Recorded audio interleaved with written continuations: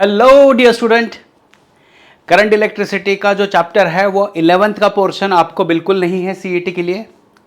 फिर भी उस पर अगर सवाल बनते हैं तो मैं एक्स्ट्रा सेशंस में उससे रिलेटेड डिस्कशन करवा लूँगा। अभी जो है प्रोमिनेंटली हमें एप्लीकेशन लेवल पर ही काम करना पड़ेगा जिस पर सवाल बनते ही बनते हैं। तो इसमें अगर देखें तो शुरुआत हमारी किरचॉफ्स लॉ से होती है। Kirchhoff's current law, Kirchhoff's voltage law, फिर उससे रिलेटेड विटस्टोन ब्रिज पर मीटर ब्रिज और फिर पोटेंशियोमीटर। और उसके बाद में अगर इंस्ट्रूमेंट लेवल पर बात की जाए तो गैल्वानोमीटर, उसका conversion to ammeter to volt meter. मतलब ये पूरा चैप्टर अगर बात करें तो फुल ऑन एप्लीकेशन लेवल पर ही बनता है। Got it. तो चलो यहां से शुरुआत कर देते हैं। बताया ये गया है कि किरचॉफ्स करंट लॉ, इस पर क्या सवाल बनते हैं और किस तरीके से बनते हैं, विद प्रैक्टिकल्स हमें देखना पड़ेगा। सबसे पहले तो इनका जो कहना है कि किसी भी सर्किट में जब हम वायरिंग्स का इस्तेमाल करते हैं तो कहीं ना कहीं ये वायर्स जुड़ी हुई होती है। जैसे कि मान लीजिए यहाँ इस पॉइंट पर ये सारी की सारी जुड़ी हुई है, तो जहाँ जुड़ी हुई होती है यहाँ देखो एक वायर आ रही है, इसमें से करंट अंदर आ रहा है, ये दूसरा वायर, ये तीसरा, ये चौथा, ये पांचवा, लेकिन इन वायर में से करंट अंदर जा रहा है और इन दो वायर में से करंट बाहर आ रहा है। तो इसके लिए सिंपल रूल जो बनाए गए हैं वो ये बनाए गए हैं कि इस पॉइंट को हमने बता दिया जंक्शन। तो जितना करंट जंक्शन की ओर आता है उतना ही करंट जंक्शन से दूर निकलकर चला जाता है। ये एक फंडामेंटल प्रिंसिपल यहां पर बन रहा है। Are you getting this? और इनका कहना यह है कि summation of current at junction must be zero. देखो, summation of current is not zero, summation of current is not zero, it is summation of current at junction zero. तो क्योंकि जितना अंदर आएगा उतना करंट बाहर निकल जाएगा, यहां पर कोई भी करंट का स्टोरेज या फिर चार्जेस का स्टोरेज नहीं हो रहा है। तो यह बात हमें बताती है it follows conservation of charges. ये चार्जेस का कॉन्जर्वेशन बता देती है।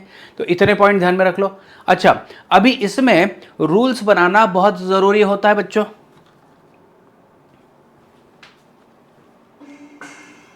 एक मिनट,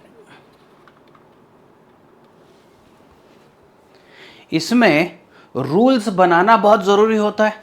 तो रूल्स किस लिए बनाए वो भी समझ लो। किरचॉफ्स लॉ का जो बेसिक कॉन्सेप्ट था ये था कि किसी एक सर्किट को हम इक्वेशन में कन्वर्ट कर सकते हैं क्या। तो शुरुआत यहां से हो गई है। तो जितना बच्चों इनकमिंग करंट होगा, जितना इनकमिंग करंट होगा या एंटरिंग टुवर्ड जंक्शन होगा, उन सारे के सारे करंट को हमने बोल दिया positive. So current flowing towards a junction is positive, और जो जंक्शन से दूर निकल रहे हैं that is away from junction, तो उनको कह देंगे निगेटिव। तो उस बेसिस पर अगर बात करें तो I1, I2, I3 ये तीनों पॉजिटिव है। I4 और I5 जो बाहर निकल रहा है that is living the junction, so negative. इनका समेशन जो होगा जंक्शन पर, क्योंकि I1 पॉजिटिव है, I2 पॉजिटिव, I3 पॉजिटिव है, तो इनका समेशन कर दिया। फिर I4 का भी I5 का भी समेशन करना है, लेकिन इनके साइन के साथ में समेशन करना है, that is equal to zero. मोटा मोटी देखा जाए तो यहां पर जितना करंट अंदर आ रहा है उतना ही करंट बाहर जा रहा है। ये आपको प्रिंसिपल ध्यान में रखना पड़ेगा। तो ये बहुत आसान है। इस पर सवाल जो बनते हैं वो कुछ इस तरीके से बनते हैं, और इनका जवाब निकालना बहुत ही आसान होता है। सिर्फ हमें डायग्राम थोड़ी सी कॉम्प्लिकेशन में दिखाई गई जाती है। ओके, तो ये कुछ क्वेश्चन बन रहे हैं। इन क्वेश्चन को कैसे हैंडल करना है हम यहां पर देखेंगे। The value of current I in a given network is, तो करंट है मतलब ये हमें निकालना है। अभी कई सारे बच्चे, देखिए ये डायग्राम इंटेंशनली ऐसे तैयार की है कि मेजॉरिटी स्टूडेंट इसमें कंफ्यूज हो जाए कि भाई बाकी करंट का क्या हो रहा है। क्योंकि जंक्शन यहां पर देखिए, ये एक जंक्शन है, यहां पर एक जंक्शन है, ये जंक्शन होगा। जंक्शन के बारे में तो आपको पता है, मोर देन 2 वायर्स जहां पर आती है तो उसको जंक्शन कहा जाता है, उस पर्टिकुलर पॉइंट को। तो बच्चों मेरा क्या मानना है समझ लो। मैंने इसके लिए एक टेक्निक जो निकाली है वो क्या है, मैं खुद का एक पर्टिकुलर रीजन यहां पर मान के चलता हूं। इतना मैंने रीजन मान के चला है, और इस रीजन के अंदर क्या होता है उस पर मैं ध्यान नहीं दूंगा। मैं इस रीजन में क्या होता है उस पर ध्यान नहीं दूंगा, मैं बोलूँगा कि भाई इस रीजन के अंदर जाता हुआ मुझे 15 एम्पियर दिख रहा है, इस रीजन के अंदर जाता हुआ 3 एम्पियर मुझे दिख रहा है, और इस रीजन से बाहर आता हुआ मुझे 4 एम्पियर यहाँ दिख रहा है, और यहाँ पर इन्होंने बताया कि भाई आई एम्पियर भी बाहर ही निकल रहा है। तो अगर देखा जाए तो जितना करंट अंदर जाता है उतना करंट बाहर निकलना चाहिए, जितना अंदर जाता है उतना बाहर निकलना चाहिए, अंदर कोई भी स्टोरेज नहीं होना चाहिए। तो उस हिसाब से अगर बात करूं तो 15 अंदर गया है, ये 3 भी अंदर गया है, लेकिन 4 बाहर निकला है और आई भी बाहर निकला है। आप बोलोगे कि मतलब प्लस माइनस का इस्तेमाल, कोई दिक्कत नहीं है, हमने बताया कि जितना अंदर गया उतना बाहर निकल गया, बस उस पर ये काम करने वाला है। तो बच्चों ये 18 हो गया, ये 4 इधर ला दिया, तो फाइनल रिजल्ट हमारे पास I is equal to 14 ampere होना चाहिए। ये आना चाहिए ऑप्शन सी, ये आना चाहिए ऑप्शन इसका सी, ठीक है, ये ऑप्शन आना चाहिए सी, समझ रहे हैं। उसके बाद में सेकंड देखिए, ये आसान है, यहां पर क्या करना है, देखो ये जंक्शन है, the value of current I in the given circuit, तो जितना अंदर जा रहा है, देखो I अंदर जा रहा है, अंदर जा रहा है, प्लस दिख रहा है ना, दिखेगा I अंदर जा रहा है, 0.2 भी अंदर जा रहा है, 0.4 भी अंदर जा रहा है, लेकिन 0.5 बाहर निकल रहा है, 0.8 भी बाहर निकल रहा है, तो जितना अंदर जाने वाला है उतना बाहर जाना ही चाहिए।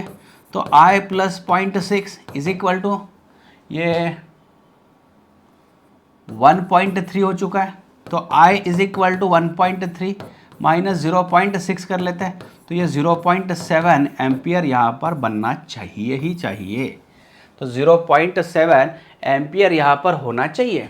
गॉट इट, मिल गया आंसर, वेरी गुड। चलो आगे बढ़ते हैं, जो मैंने टेक्निक पढ़ाया उसको ध्यान में रखना है। अभी देखो इसमें इंटेंशनली ब्रांचेस डाल दिए ताकि आप मतलब छोटी छोटी चीज़ों में अड़के रहो और उसमें ही दिमाग लगाते रहो, तो मैंने तरीका आसान कर दिया आपके लिए। अभी आसान तरीका क्या है तो उसको समझ लीजिए। क्वेश्चन में क्या पूछा है, करंट आए तो आई यहाँ से निकल रहा है, तो जितने जंक्शन दिख रहे हैं छोटे छोटे छोटे छोटे, इन सारे के सारों को एक कर दो। ये कर दिया मैंने इतना।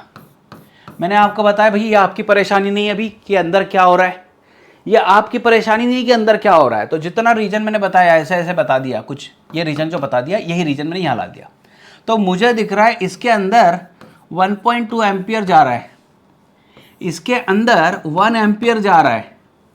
यहाँ पर देखिए क्या हो रहा है, एक यहाँ से बाहर निकलते हुए दिख रहा है 0.2, और यहाँ पे यस यहाँ से वापस ऐसे कुछ दिख रहा है 0.1 एम्पियर, ये भी बाहर निकलते हुए दिख रहा है। फिर यहाँ से 1 एम्पियर भी मुझे बाहर निकलते हुए दिख रहा है, और इधर से 0.4 एम्पियर भी बाहर निकलते हुए ही दिख रहा है। इतनी सारी चीज़ें हो रही है, तो करना क्या है देख लो, करंट करना क्या है देख लो। आई की वैल्यू निकालनी है, तो आई इनकमिंग जितना है जो अंदर जा रहा है, अंदर जाते हुए तो मुझे भाई 1.2 और ये 1 ही दिख रहा है, बाकी सारे तो बाहर निकल रहे हैं। 0.2 बाहर निकल गया, 0.1 बाहर निकल गया, 1 बाहर निकल गया, और 0.4 भी बाहर निकल गया। फिर अच्छा आई कहाँ पर है भाई, आई कहाँ पर है, ये जो था ये आई था, ये जो था ये आई था, ये 1 नहीं था, ये क्वेश्चन है, ये क्वेश्चन है आई। तो इसमें भाई ये आई था, है ना, ये आया था। ये कितना हो गया बच्चों देखो 1.2, ये 2.2 इज इक्वल टू 0.7 प्लस आई हो चुका है, तो आई इज इक्वल टू 2.2 माइनस 0.7 करा दिया, तो बच्चों कितना हुआ 1.5 होना चाहिए, 1.5 होना चाहिए, यस 1.5 होना चाहिए। ओके आसान था, बस भगवान करे यार ऐसे ही क्वेश्चन आए एग्जाम में तो बहुत बढ़िया हो जाएगा, मज़ा आएगी। कोई बात नहीं, चलो दूसरा जो लॉ है उसको थोड़ा अच्छे ढंग से समझ लो बच्चों, उसको थोड़ा अच्छे ढंग से पढ़ लो। किरचॉफ्स वोल्टेज लॉ, ये एक क्लोज सर्किट पर काम करने वाला है, जिसमें जितने रजिस्टर्स बताए होंगे, जितने रजिस्टर्स हो गए, जितने बैटरीज हो गए। अब बैटरी का ईएमएफ बताया है फिलहाल के लिए, तो आप बैटरी का ईएमएफ मतलब बैटरी जो होगी उसका जो पोटेंशियल डिफरेंस हम बताते थे, तो उसी हिसाब से ईएमएफ अभी के लिए ध्यान में रख लो। तो summation of all IR current into resistance and summation of all EMF equal to 0 है। तो जितना एनर्जी सेल प्रोवाइड करेगा उस एनर्जी का पूरा इस्तेमाल हो जाएगा, जितना करंट प्रोवाइड किया जाएगा वो पूरा सर्किट घूम घाम के फिर वापस से वहीं पे आने वाला है। तो ये बेसिकली काम करता है कॉन्जर्वेशन ऑफ चार्ज पर। किस पर काम करता है बच्चों? ये कॉन्जर्वेशन ऑफ चार्ज पर काम, सॉरी कॉन्जर्वेशन ऑफ एनर्जी पर काम करता है, कॉन्जर्वेशन ऑफ एनर्जी पर काम करता है। ओके, तो पहले ये हो गया। अभी इसके साइन कन्वेंशन को देखो। अभी अभी कई बच्चे यहाँ कंफ्यूज हो जाते हैं कि सर ये आता कहाँ से, ये कहाँ से हम लेते हैं। इसके लिए इतना समझो, मान लीजिए कोई एक सर्किट मेरे पास है जिसका सेल का ईएमएफ ई है, इस सेल का इंटरनल रेजिस्टेंस आर है, और फिर मैंने कोई एक्सटर्नली ऐसे एक रजिस्टर यहाँ पर लगवा दिया। अच्छा, इतनी सारी चीज़ें हुई है। तो अभी मुझे पता है कि करंट ऐसे जाएगा, फिर करंट ऐसा होते हुए यहाँ से यहाँ चला जाएगा सेल के अंदर। तो पूरे सर्किट में करंट जो है ऐसे दौड़ रहा है सर्किट में से, है ना, ऐसे जा रहा है। तो देखो भाई, करंट इनटू रेजिस्टेंस तो पोटेंशियल डिफरेंस होता है, और बैटरी ने जो सप्लाई किया उसको हमने ईएमएफ बोल दिया यहाँ पर। तो अभी क्या है, इस सर्किट को जब मैं ट्रेस करूंगा, ट्रेस करने का मतलब क्या होता है? तो बच्चों, ट्रेस करने का मतलब ऐसे होता है कि मान लो मुझे लगता है कि मैं इस सर्किट को ऐसे एनालाइज करूं, मतलब इस डायरेक्शन में, इस दिशा में जाऊं, और एनालाइज करते करते जहां से शुरू किया था मैं वहीं पर वापस आ जाऊं, ये मुझे लग रहा है। ये पहली सिचुएशन। तो हो सकता है जब मैं सर्किट में से आगे जाऊं तो यहाँ देखो अक्रॉस रजिस्टर मुझे दिख रहा है कि भाई मैं तो जिस डायरेक्शन में करंट बह रहा है मैं उसी डायरेक्शन में जा रहा हूं। आई am moving in the direction of current. तो सेम मुझे पॉसिबिलिटी यहाँ दिख रही है कि जैसे मैं आगे बढ़ रहा हूँ तो भाई मैं करंट के साथ साथ इस रजिस्टर को क्रॉस कर रहा हूँ। ये पहली पॉसिबिलिटी होती है मेरे लिए। या किसी और, मतलब किसी और सिचुएशन में, तो बहुत सिंपल सा मतलब सर्किट दिया मैंने, किसी और सिचुएशन में ऐसा हो जाए कि हमें ऐसी कोई पॉसिबिलिटी मिल जाए कि भाई हम लोग इस डायरेक्शन में सर्किट को ट्रेस कर रहे हैं। तो ट्रेसिंग या तो क्लॉकवाइज होगी या एंटी क्लॉकवाइज होगी। तो जैसे मैं ट्रेस कर रहा हूँ तो मुझे ऐसे दिख रहा है कि I am tracing the circuit. देखो कैसे मैं सर्किट को ट्रेस कर रहा हूँ, मैं करंट के अपोजिट डायरेक्शन में जा रहा हूँ। जैसे करंट के अपोजिट डायरेक्शन में जा रहा हूँ, करंट के अपोजिट डायरेक्शन में जा रहा हूँ, गॉट इट। और यहाँ पर अगर सेल देखूँ तो सेल में से मैं ये जो बड़ी वाली डंडी दिख रही है मतलब पॉजिटिव, तो यहाँ से आगे जब जाता हूँ तो I am moving from positive to negative. तो ये भाई ट्रेसिंग वाला मामला जो होता है ऐसे होता है। तो अभी देखो आपको दो पॉसिबिलिटीज दिखी, या तो आप करंट के डायरेक्शन में जा रहे हो या फिर करंट के अपोजिट डायरेक्शन में जा रहे हो। तो अगर ये पॉसिबिलिटी है तो उस पर क्या काम कर रहा है वो समझ लो। आपके सामने ऐसी सिचुएशन आ सकती है, व्हाइल ट्रेसिंग द सर्किट आप जा रहे हो in the direction of current. जैसे करंट की डायरेक्शन में आप जाते हो, जैसे करंट की डायरेक्शन में आप जाते हो in the same direction of conventional current जो आपको बोर्ड ने बताया है, potential difference across this register आपको लेना है माइनस आई आर। आपको लेना है करंट की डायरेक्शन में जाओ तो लेना है माइनस आई आर। और तभी अगर आप करंट की अपोजिट डायरेक्शन में ट्रेस कर देते हो, मान लीजिए करंट नीचे जा रहा है और आपने सर्किट ट्रेस किया अपोजिट डायरेक्शन में, तो भाई यहां लेना है आपको प्लस आई आर। ये छोटे छोटे रूल्स है। करंट की डायरेक्शन में आपको निगेटिव आई आर लेना है और करंट की अपोजिट डायरेक्शन में आपको पॉजिटिव आई आर लेना है। इतना कर सकते हो बच्चों।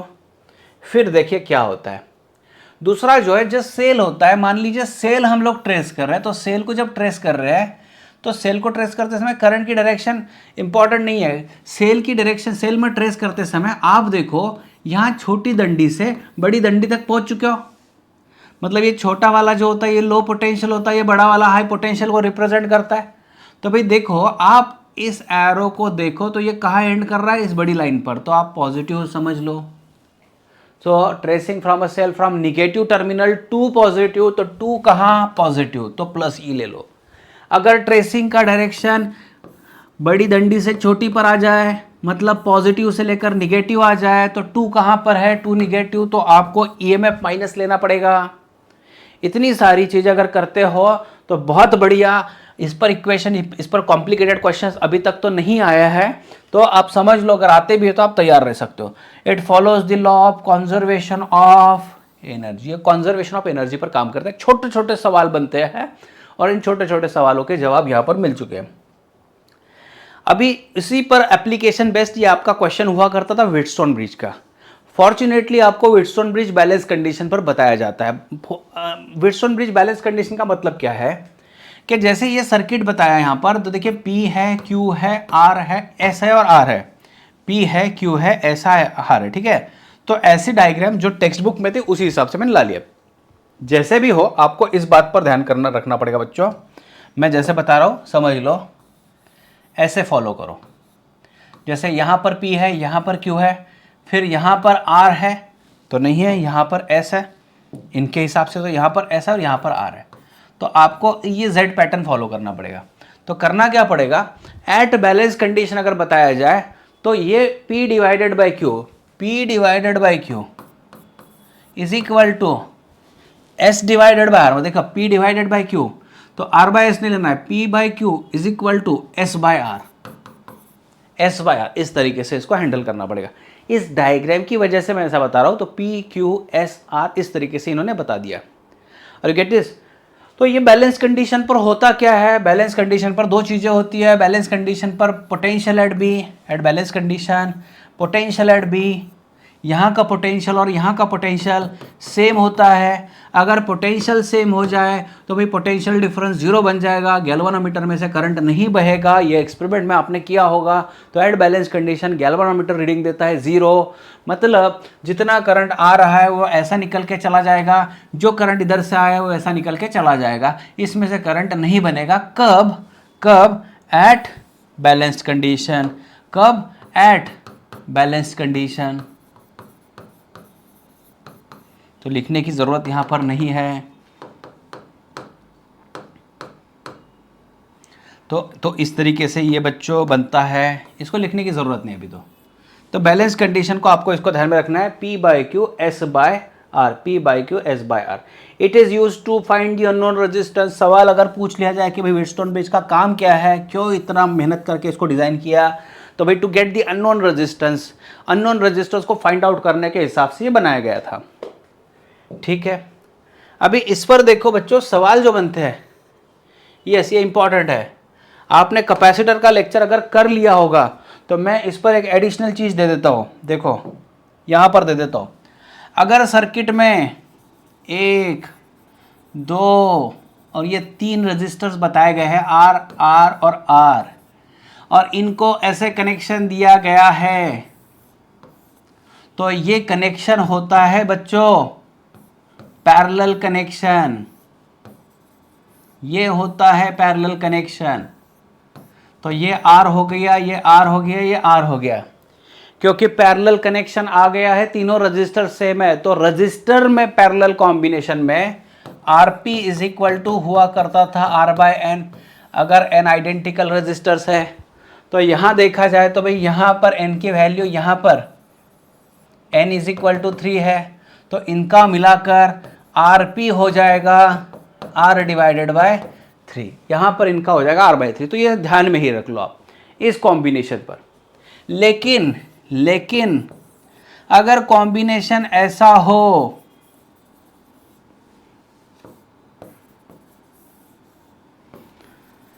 वही सर्किट लेकिन इसमें माइनर मॉडिफिकेशन कर दिया है।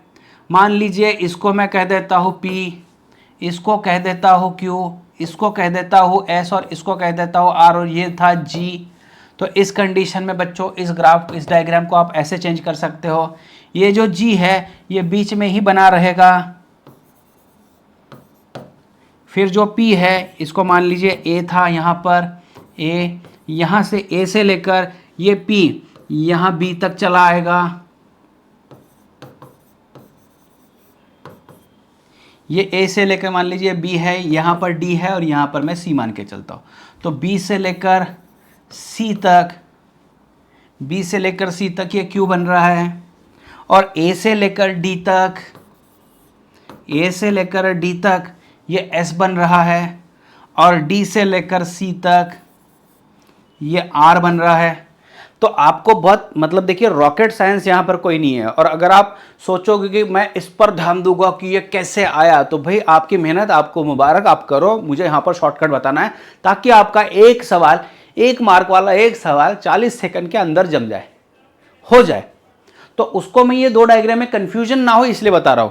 अच्छा, पैरेलली अगर आप कैपेसिटर से रिलेटेड बात करते हो तो भैया कैपेसिटर में जब पैरेलल आता है तो एडिशन होता था, रजिस्टर में एडिशन जब नहीं होता, यहां पर रजिस्टर्स में सीरीज में एडिशन होता है, पैरेलल में 1 बाय 1 वाला कॉन्सेप्ट आता है। तो आप उस हिसाब से भी करके देखो, पैरेलल में रजिस्टर्स कम होता है यहां पर, ठीक है। तो देखो ये एक चीज है और ये दूसरी चीज है। ये जो आ गया बच्चों, ये व्हीटस्टोन ब्रिज आ गया। ये व्हीटस्टोन ब्रिज को दिखाने का ही एक तरीका है, और ये जो है ये पैरेलल कॉम्बिनेशन को दिखाने का एक तरीका है। ऐसे क्यों किया जाता है? क्योंकि सर्किट में कम स्पेस में ज़्यादा रेजिस्टेंस लगाने होते हैं, तो कम स्पेस में स्पेस बचाने के हिसाब से ये सारे किए जाते हैं। इतना बड़ा डिवाइस, इतना बड़ा व्हीटस्टोन ब्रिज दिखाया जाएगा तो नहीं किया जाता है, तो कम जगह पर ये सारी चीज़ें बनाई जाती है। तो ये 2 पॉइंट्स है बच्चों, ये 2 पॉइंट्स को आपको ध्यान में रखना पड़ेगा। इन दोनों पॉइंट्स को आपको ध्यान में रखना पड़ेगा।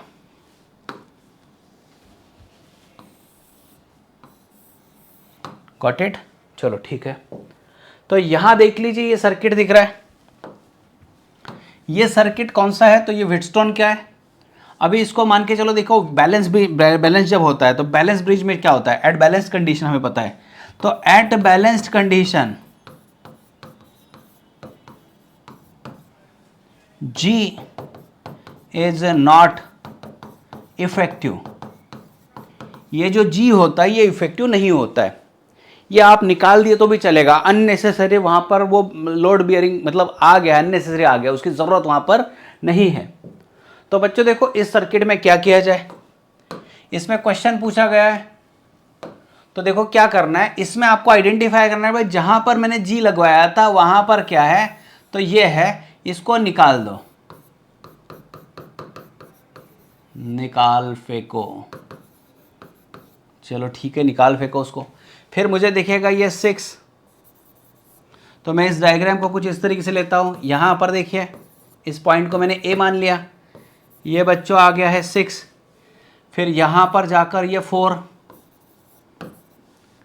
यहां नीचे से 6, आगे जाकर ये यहां से यहां बाईपास हो जाएगा ये 4।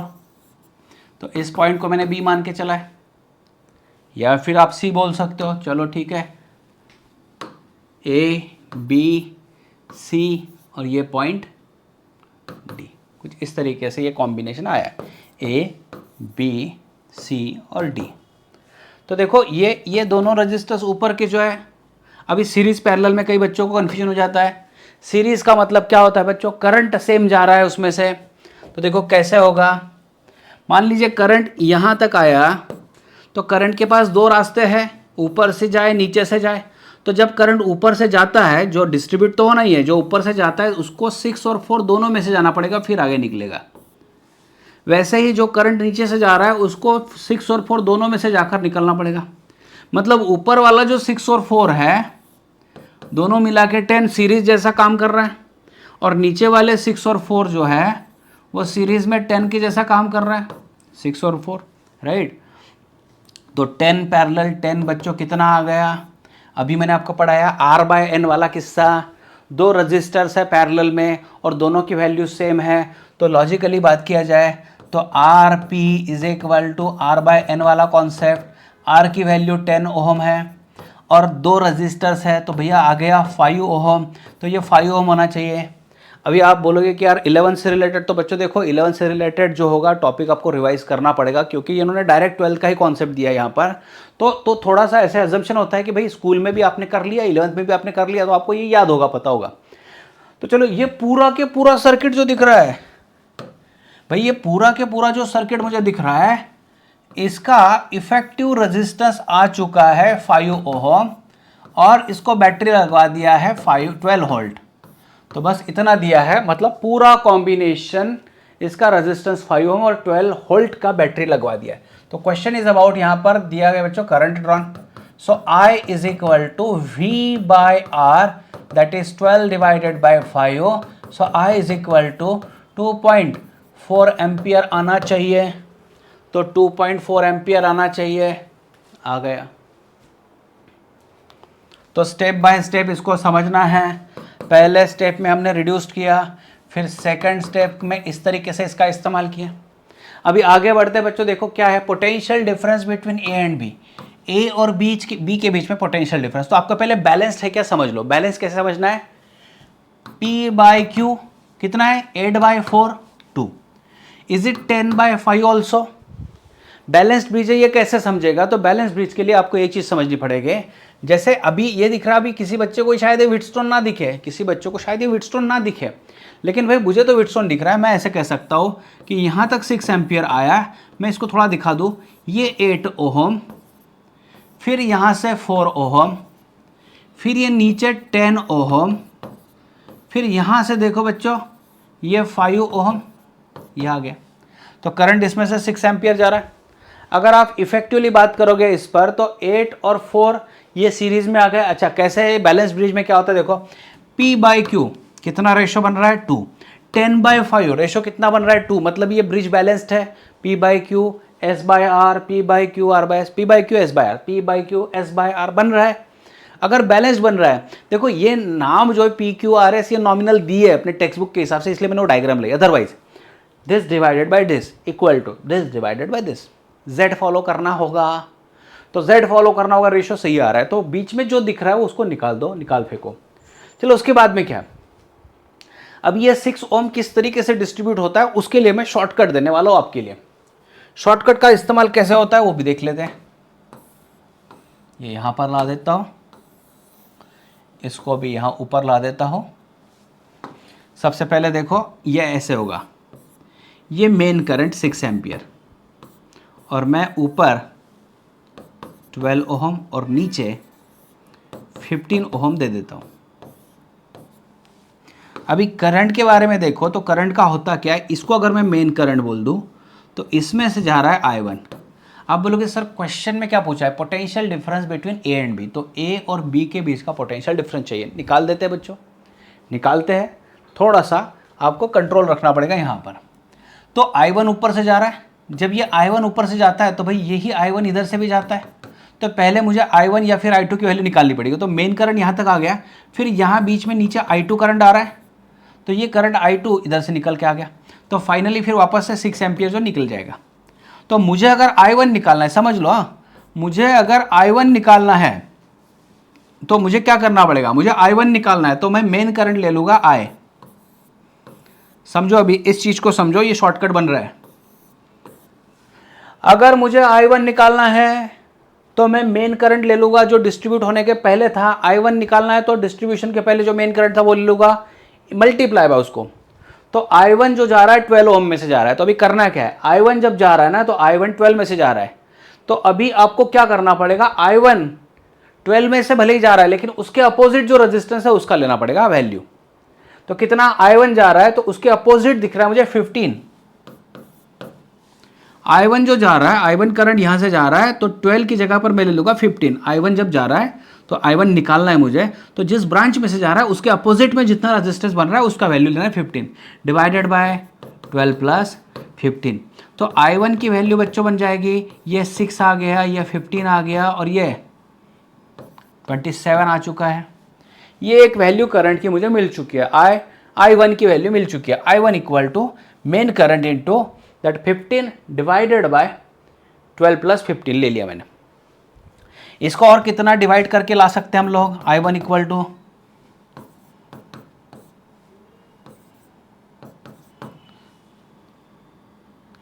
फिर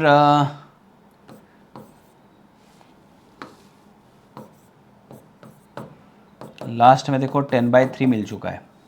तो अभी question is about C, question is about potential difference between A and B. तो ए एंड बी के अक्रॉस पोटेंशियल कितना मिलेगा, तो लास्ट में यहाँ पर ला लेते हैं इसको। तो potential difference across A B is, इसमें से करंट जा रहा है बच्चों ए बी से I1, तो ए से होकर बी तक देखिए I1 करंट जा रहा है, मल्टीप्लाई बाय रेजिस्टेंस है 8 ओम, क्योंकि पोटेंशियल डिफरेंस तो ऐसे होता है ना I मल्टीप्लाई बाय R। तो भाई यहाँ से जब जा रहा है तो करंट I1 जा रहा है, यहाँ से नीचे से करंट I2 जा रहा है, तो I1 get it, got it, yes. I1 multiply by 8, तो I1 मेरा बन रहा था 10/3 और इसको मल्टीप्लाई बाई 8, तो कितना है बच्चों ये 80 डिवाइडेड बाय 3 आ चुका है, मतलब 26.6 दैट इज 26.7 यहाँ पर मिल चुका है। तो लंबा था क्वेश्चन का, आंसर तो निकाला है, लेकिन इसमें बच्चों नॉलेज जो रिक्वायर्ड है ये ओहम्स लॉ की भी रिक्वायरमेंट है, ये ओहम्स लॉ की भी रिक्वायरमेंट है, V इक्वल टू IR वाली कॉन्सेप्ट। मैंने एक शॉर्टकट यहाँ पर दिया, तो अभी देखो कुछ बच्चे क्या है ना वीडियो देख लेते हैं, तो भाई एक छोटा सा नोटबुक आप मेंटेन करो ना, जहाँ पर आपको लग रहा है कि यार ये सवाल मतलब इस टाइप का कॉन्सेप्ट तो मैं पहली बार पढ़ रहा हूँ, तो आप फट से उसमें नोटबुक में निकाल के रख दो। मैं नोट्स तो दे रहा हूँ, लेकिन नोट्स सिर्फ है टेलीग्राम में, वापस जाकर आप वहाँ पे देख रहे हो, समझ रहा है नहीं समझ रहा है, तो बच्चों उससे बेटर क्या है कि इसका आप शॉर्ट नोट निकाल लो ना कि हाँ ये क्वेश्चन था, इस क्वेश्चन को ऐसे हमने सॉल्व किया था, क्या मेथड है इसको आपको ध्यान में रखना पड़ेगा। चलो ठीक है, आगे बढ़ते हैं। फिर देखिए इस टाइप के क्वेश्चन ज़्यादा पूछे जाते हैं, तो ये भी देख लीजिए, इंपॉर्टेंट है। The given circuit is a balanced, इन्होंने बोला है कि भाई ये बैलेंस्ड है, तो बैलेंस्ड है इसका मतलब क्या हो रहा है, तो देखिए क्या करना है, the value of resistance x is, चलो एक्स कहाँ पर है, ये है, तो देखो क्या है, इसको मैं कह दूंगा P, इसको मैं कह दूंगा Q, इसको मैं कह दूंगा S और इसको मैं कह दूंगा R। नाम भले ही कुछ भी हो, आपको Z फॉलो करना होता है, ये P है, ये Q है, ये S है और ये R है, ऐसे फॉलो करना पड़ेगा।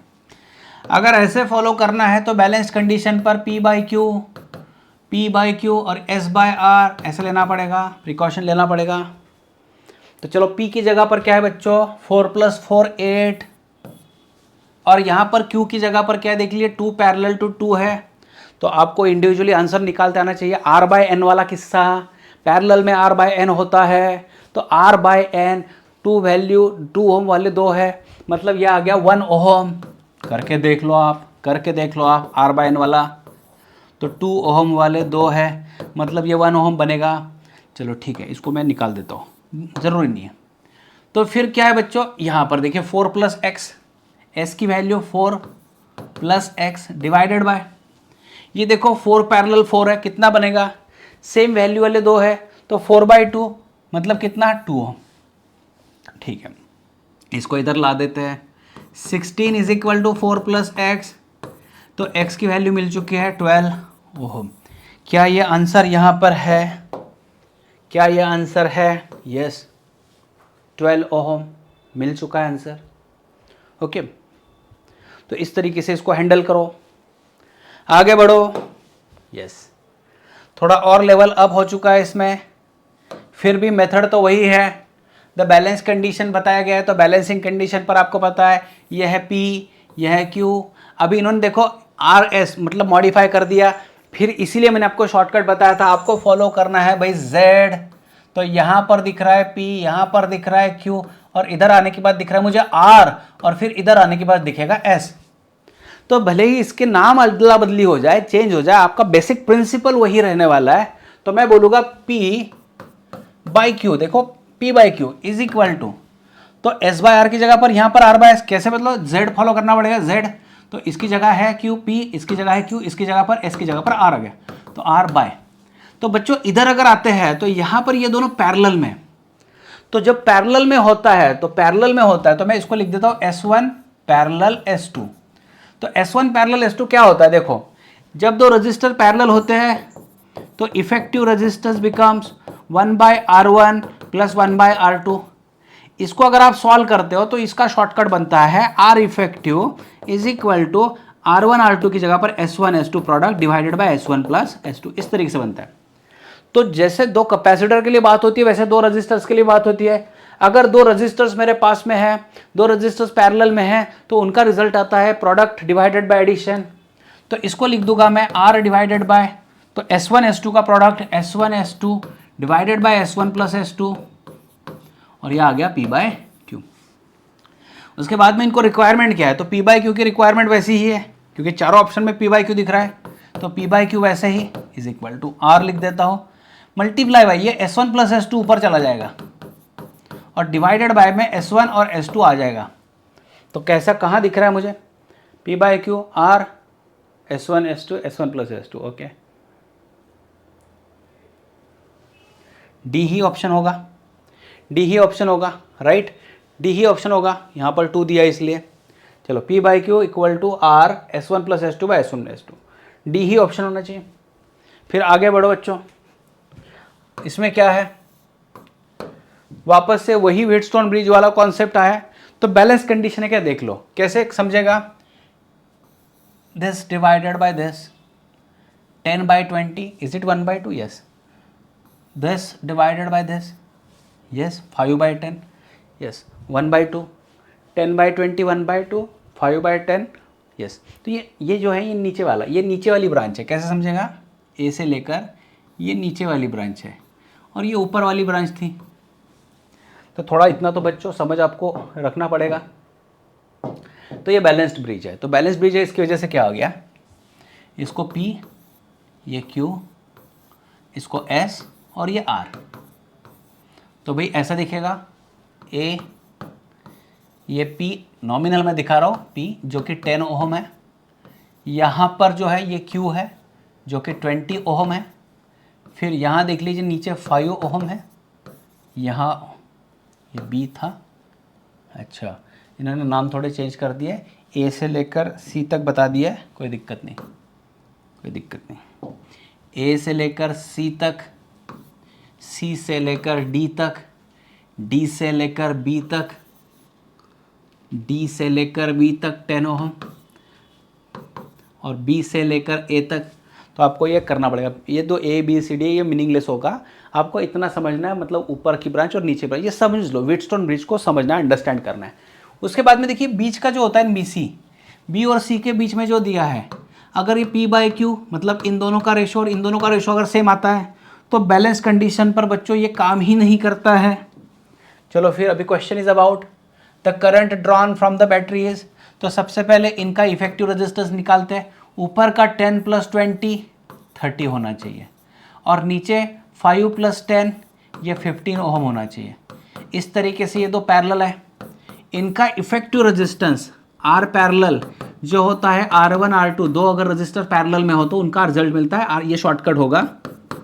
दो रजिस्टर्स अगर पैरेलल है तो R1 R2 bye R1 plus R2 हो जाएगा, मतलब 30 into 15 divided bye 30 plus 15।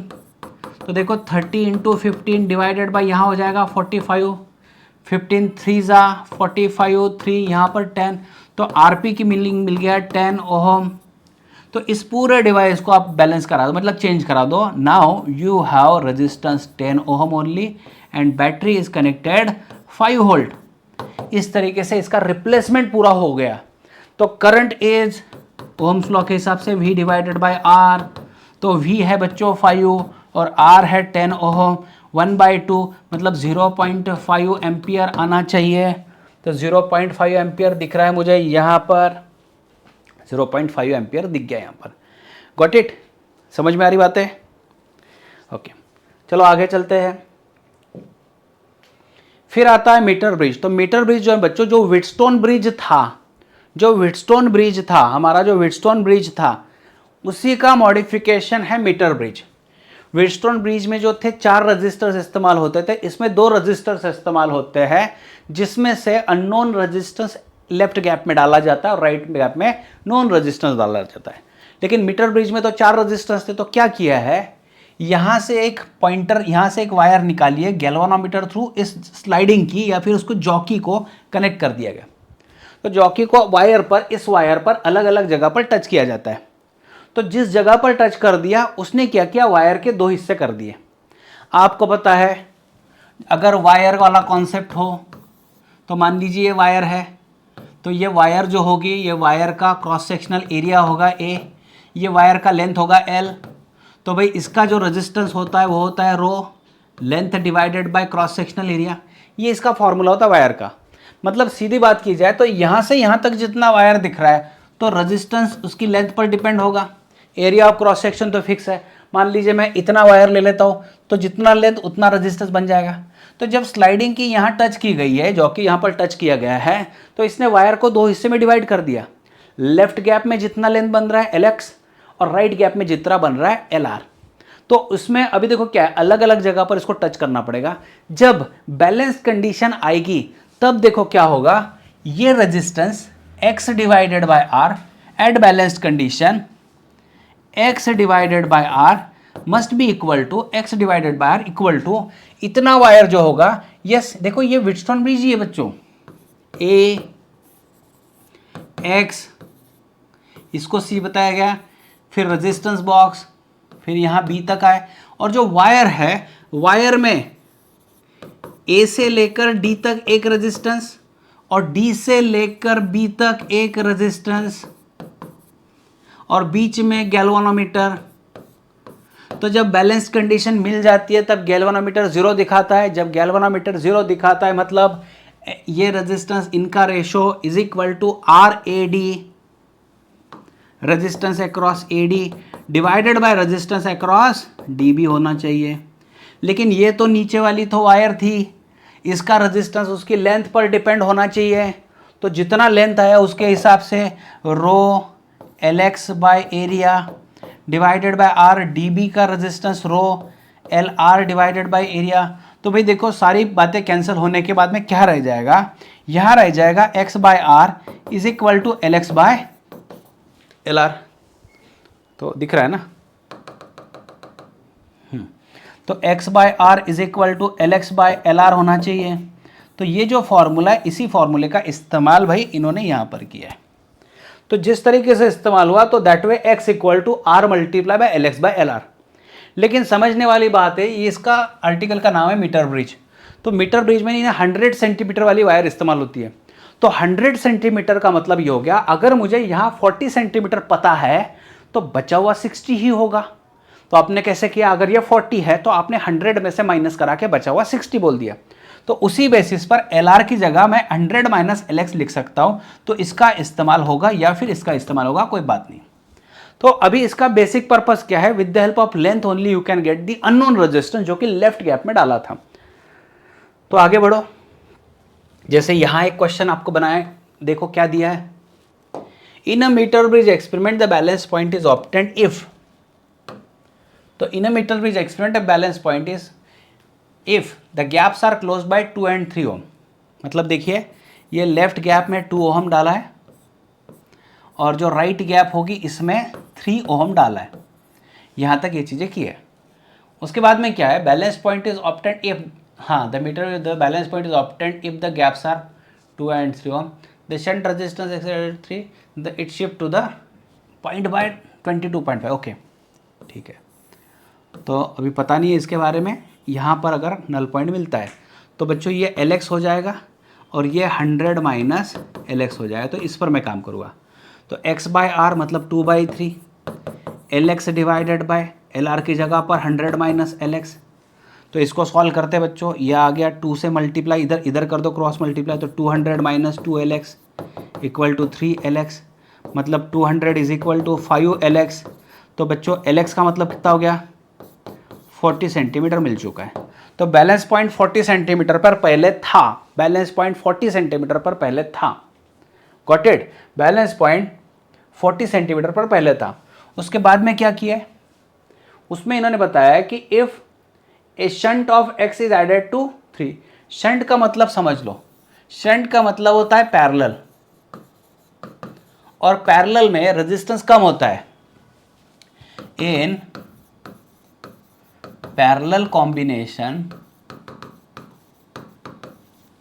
resistance, effective resistance we can say, effective resistance decreases। क्या होता है बच्चों, इफेक्टिव रेजिस्टेंस यहाँ पर डिक्रीज होता है, घटता है, कम होता है। ओके उसके बाद में कैसे करना पड़े, देखो बैलेंस पॉइंट तो मुझे मिल चुका है, अभी क्या करना पड़ेगा देख लो। कहीं ना कहीं आपको और एक चीज दिमाग में रखनी पड़ेगी, बैलेंस पॉइंट है तो छोटा रेजिस्टेंस छोटी लेंथ। देखो समझ लो ये 2 ओम है तो इसके नीचे 40 सेंटीमीटर मुझे मिल चुका है इसकी हेल्प से, गॉट इट। तो यहाँ पर 60 मिल चुका है तो समझ लो जो 2 ओम है छोटा रेजिस्टेंस है, तो उसके नीचे जो होगी लेंथ छोटी होगी। अभी क्या कर दिया इन्होंने, क्या कर दिया, ये 2 ओम का वैसे ही रख दिया है, लेकिन जो 3 ओम था उसको इन्होंने एक शंट वैल्यू डाल दिया x। तो इसके वजह से क्या हो जाएगा ना, इसका रेजिस्टेंस कम हो जाएगा। तो जो शिफ्टिंग होगा, shifting null point shift by, कहां शिफ्ट हुआ है कुछ बताया इन्होंने, नहीं बताया, लेफ्ट में राइट में कहीं पे नहीं बताया, लेकिन इतना तो है कि ये 2 था ये 3 था, तो ये 40 पर सही था। जैसे 3 की वैल्यू और घटेगी तो इसकी नीचे की लेंथ और घटेगी और कम होगी, मतलब ये 60 की जगह पर कम हो जाएगी। तो कैसे करना पड़ेगा, और अगर ये 60 से कम होती है तो ये 40 से ज़्यादा बढ़ेगी। तो बैलेंस पॉइंट जहां पर भी दिया है तो इन्होंने बोला है कि 40 प्लस, देखो कैसा है, कितने से शिफ्ट हुआ है, 22.5 से शिफ्ट हुआ है, तो 40 प्लस 22.5, बच्चों ये कितना हो गया, 62.5 हो गया, 62.5 हो गया, राइट। तो अभी बचा हुआ कितना रहेगा, ये 40 प्लस 282.5, तो बच्चों ये बचा हुआ कितना होगा, 100 में से माइनस करा दो, तो 100 62.5 आ गया, मतलब 0.5 आ गया, 7 आ गया, 37.5 आ गया, तो 37.5 ये बच जाएगा, इसको LR बोल देंगे और इसको LX बोल देंगे नए तरीके से। तो भाई रिजल्ट कैसे बन रहा है अभी समझ लो, x मतलब ये 2 divided by 3 parallel x is equal to 62.5 divided by 37.5। तो बच्चों ये कितना होता है, 25 से अगर डिवाइड कर दिया जाता है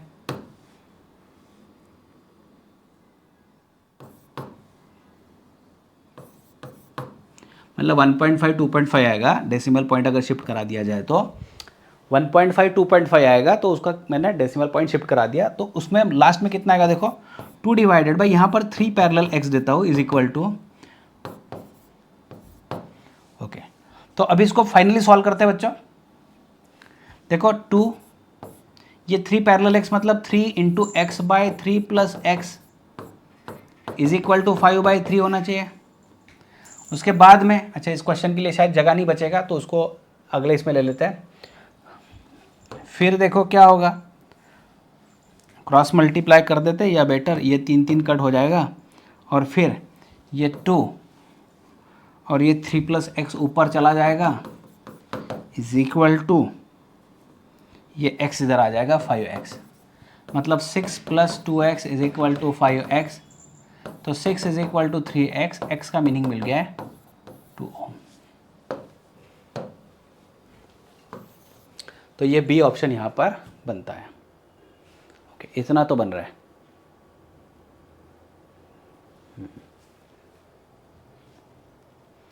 चलो ठीक है, ये बहुत बड़ा क्वेश्चन था वैसे देखा जाए तो।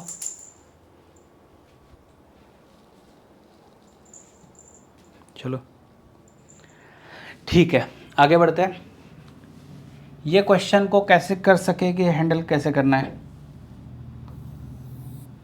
कुछ हो पाएगा, मैं हिंट दे देता हूँ आपको, हिंट दे देता हूँ। Resistance in the left and right gap of a metre bridge are 10 and 30।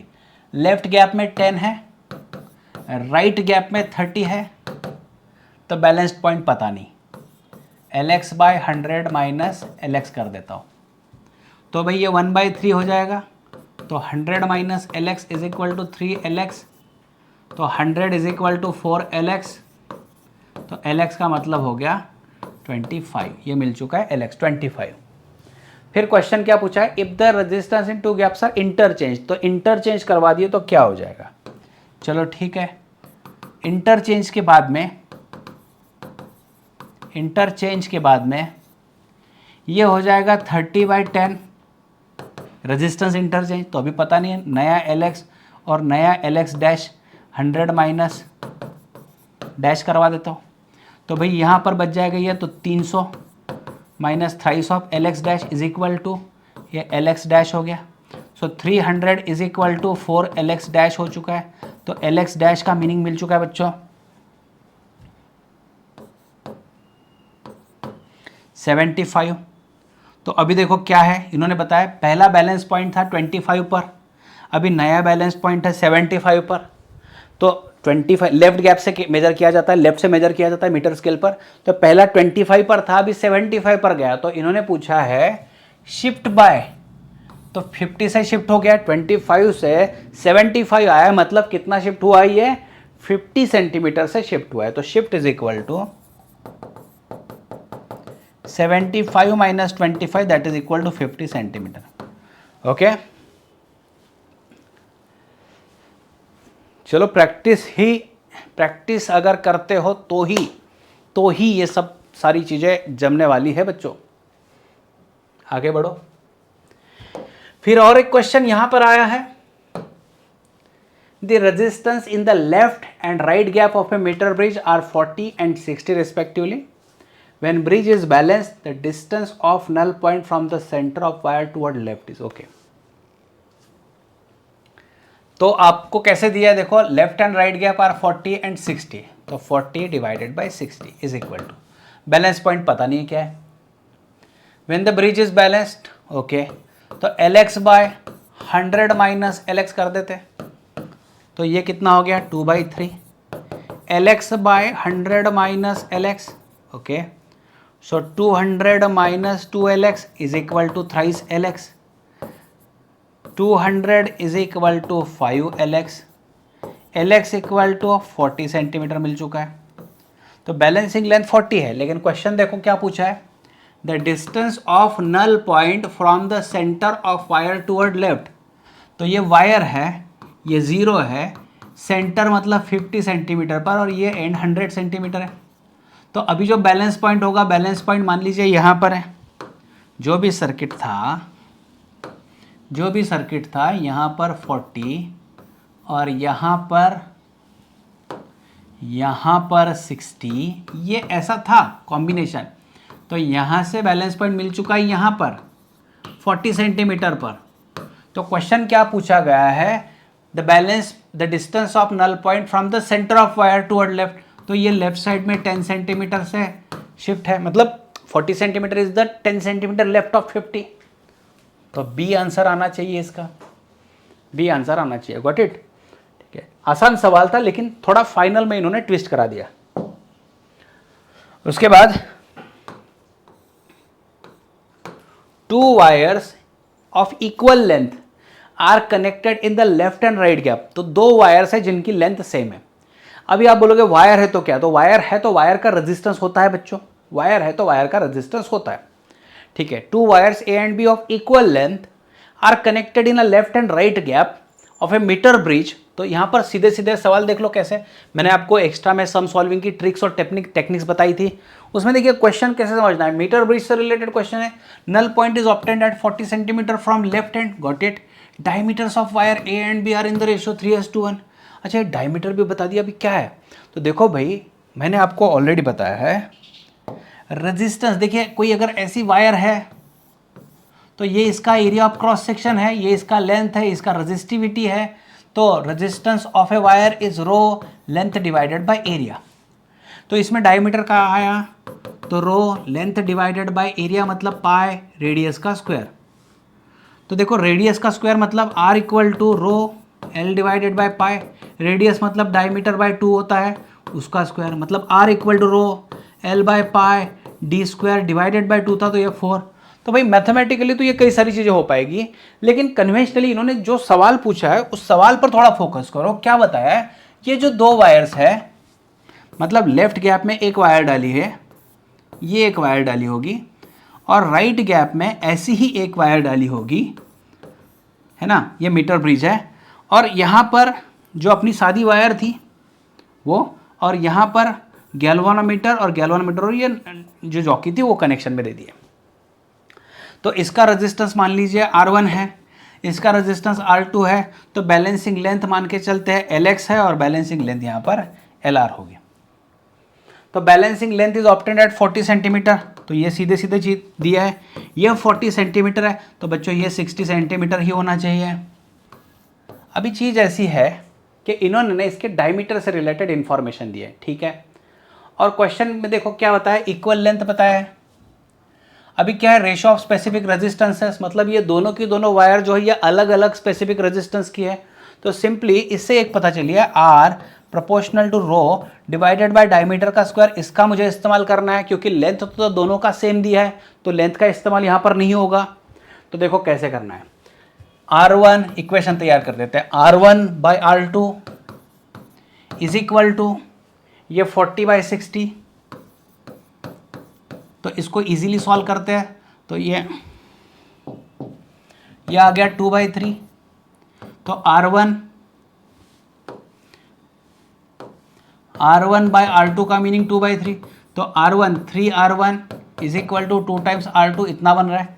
तो 3 टाइम्स R1 का मतलब रो 1 लेंथ L डिवाइडेड बाय, तो पाई डी स्क्वायर वगैरह वगैरह बन रहा है। तो भाई इतना करना है तो करो, नहीं तो सीधे सीधे बात हो रही थी हमारी रेजिस्टेंस प्रोपोर्शनल टू, तो R1 की जगह पर रो 1 बाई D1 का स्क्वायर आ जाएगा मल्टीप्लाई बाय R2 की जगह पर रो 2 डिवाइडेड बाय D2 का स्क्वायर आ जाएगा। ऐसे बनेगा। कैसे बनता है देखो, रेशो तो आपको निकालना पड़ेगा, अभी ये तो बहुत बेसिक मैथ्स है। तो R1 बाय R2 जब लेते हैं, डिवीजन जब लेते हैं, तो R proportional to rho divided by diameter का स्क्वायर है। तो R प्रोपोर्शनल टू R1 की जगह पर रो 1 बाय डायमीटर स्क्वायर, और R2 नीचे था तो रो 2 डिवाइडेड बाय डायमीटर स्क्वायर। ठीक है, तो रो 1 बाय रो 2 निकालना है, मल्टीप्लाई बाय यहां पर आ गया D2 by D1 bracket square is equal to 2/3। तो rho 1 by rho 2 is equal to 2/3 multiply by, ये उसको उधर निकाल दो, D1 बाई D2 ब्रैकेट का स्क्वायर। तो भाई ये 2/3 इंटू, देखो डायमीटर का रेशो क्या बताया उन्होंने, ए एंड बी का डायमीटर का रेशो है 3:1, इसका स्क्वायर आ गया। तो भाई ये आ गया 2/3 9, तो 3 3 9 6, मतलब 6:1, 6:1 आना चाहिए, 6:1 आना चाहिए। इतना लंबा बन रहा है, तो एक एक क्वेश्चन पर आपको कितना मेहनत करना है ये चीज आपको समझनी होगी। बिना मेहनत के कुछ नहीं होगा बच्चों। जो टारगेट लेकर चल रहे हो ना 100 परसेंटाइल वाला, तो 100 परसेंटाइल के लिए बहुत मेहनत करनी पड़ती है, एक एक चीज पर काम करना पड़ता है। Got it? चलो आगे बढ़ते हैं।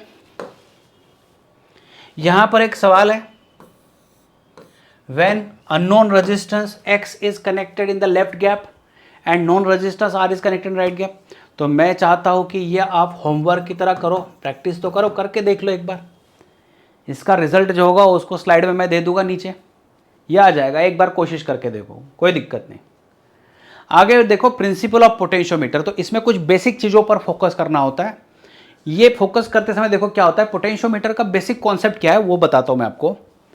जो हम लोग सेल का इस्तेमाल करते हैं, जिस बैटरी का इस्तेमाल करते हैं, तो बैटरी का मान लीजिए वोल्टेज अब 50 वोल्ट की बैटरी है और मुझे काम कराना है 10 वोल्ट का ही, तो बैटरी को 50 वोल्ट की बैटरी को मैं कैसे डिवाइड कर पाऊँ, तो मैं डिवाइड नहीं कर पाऊंगा।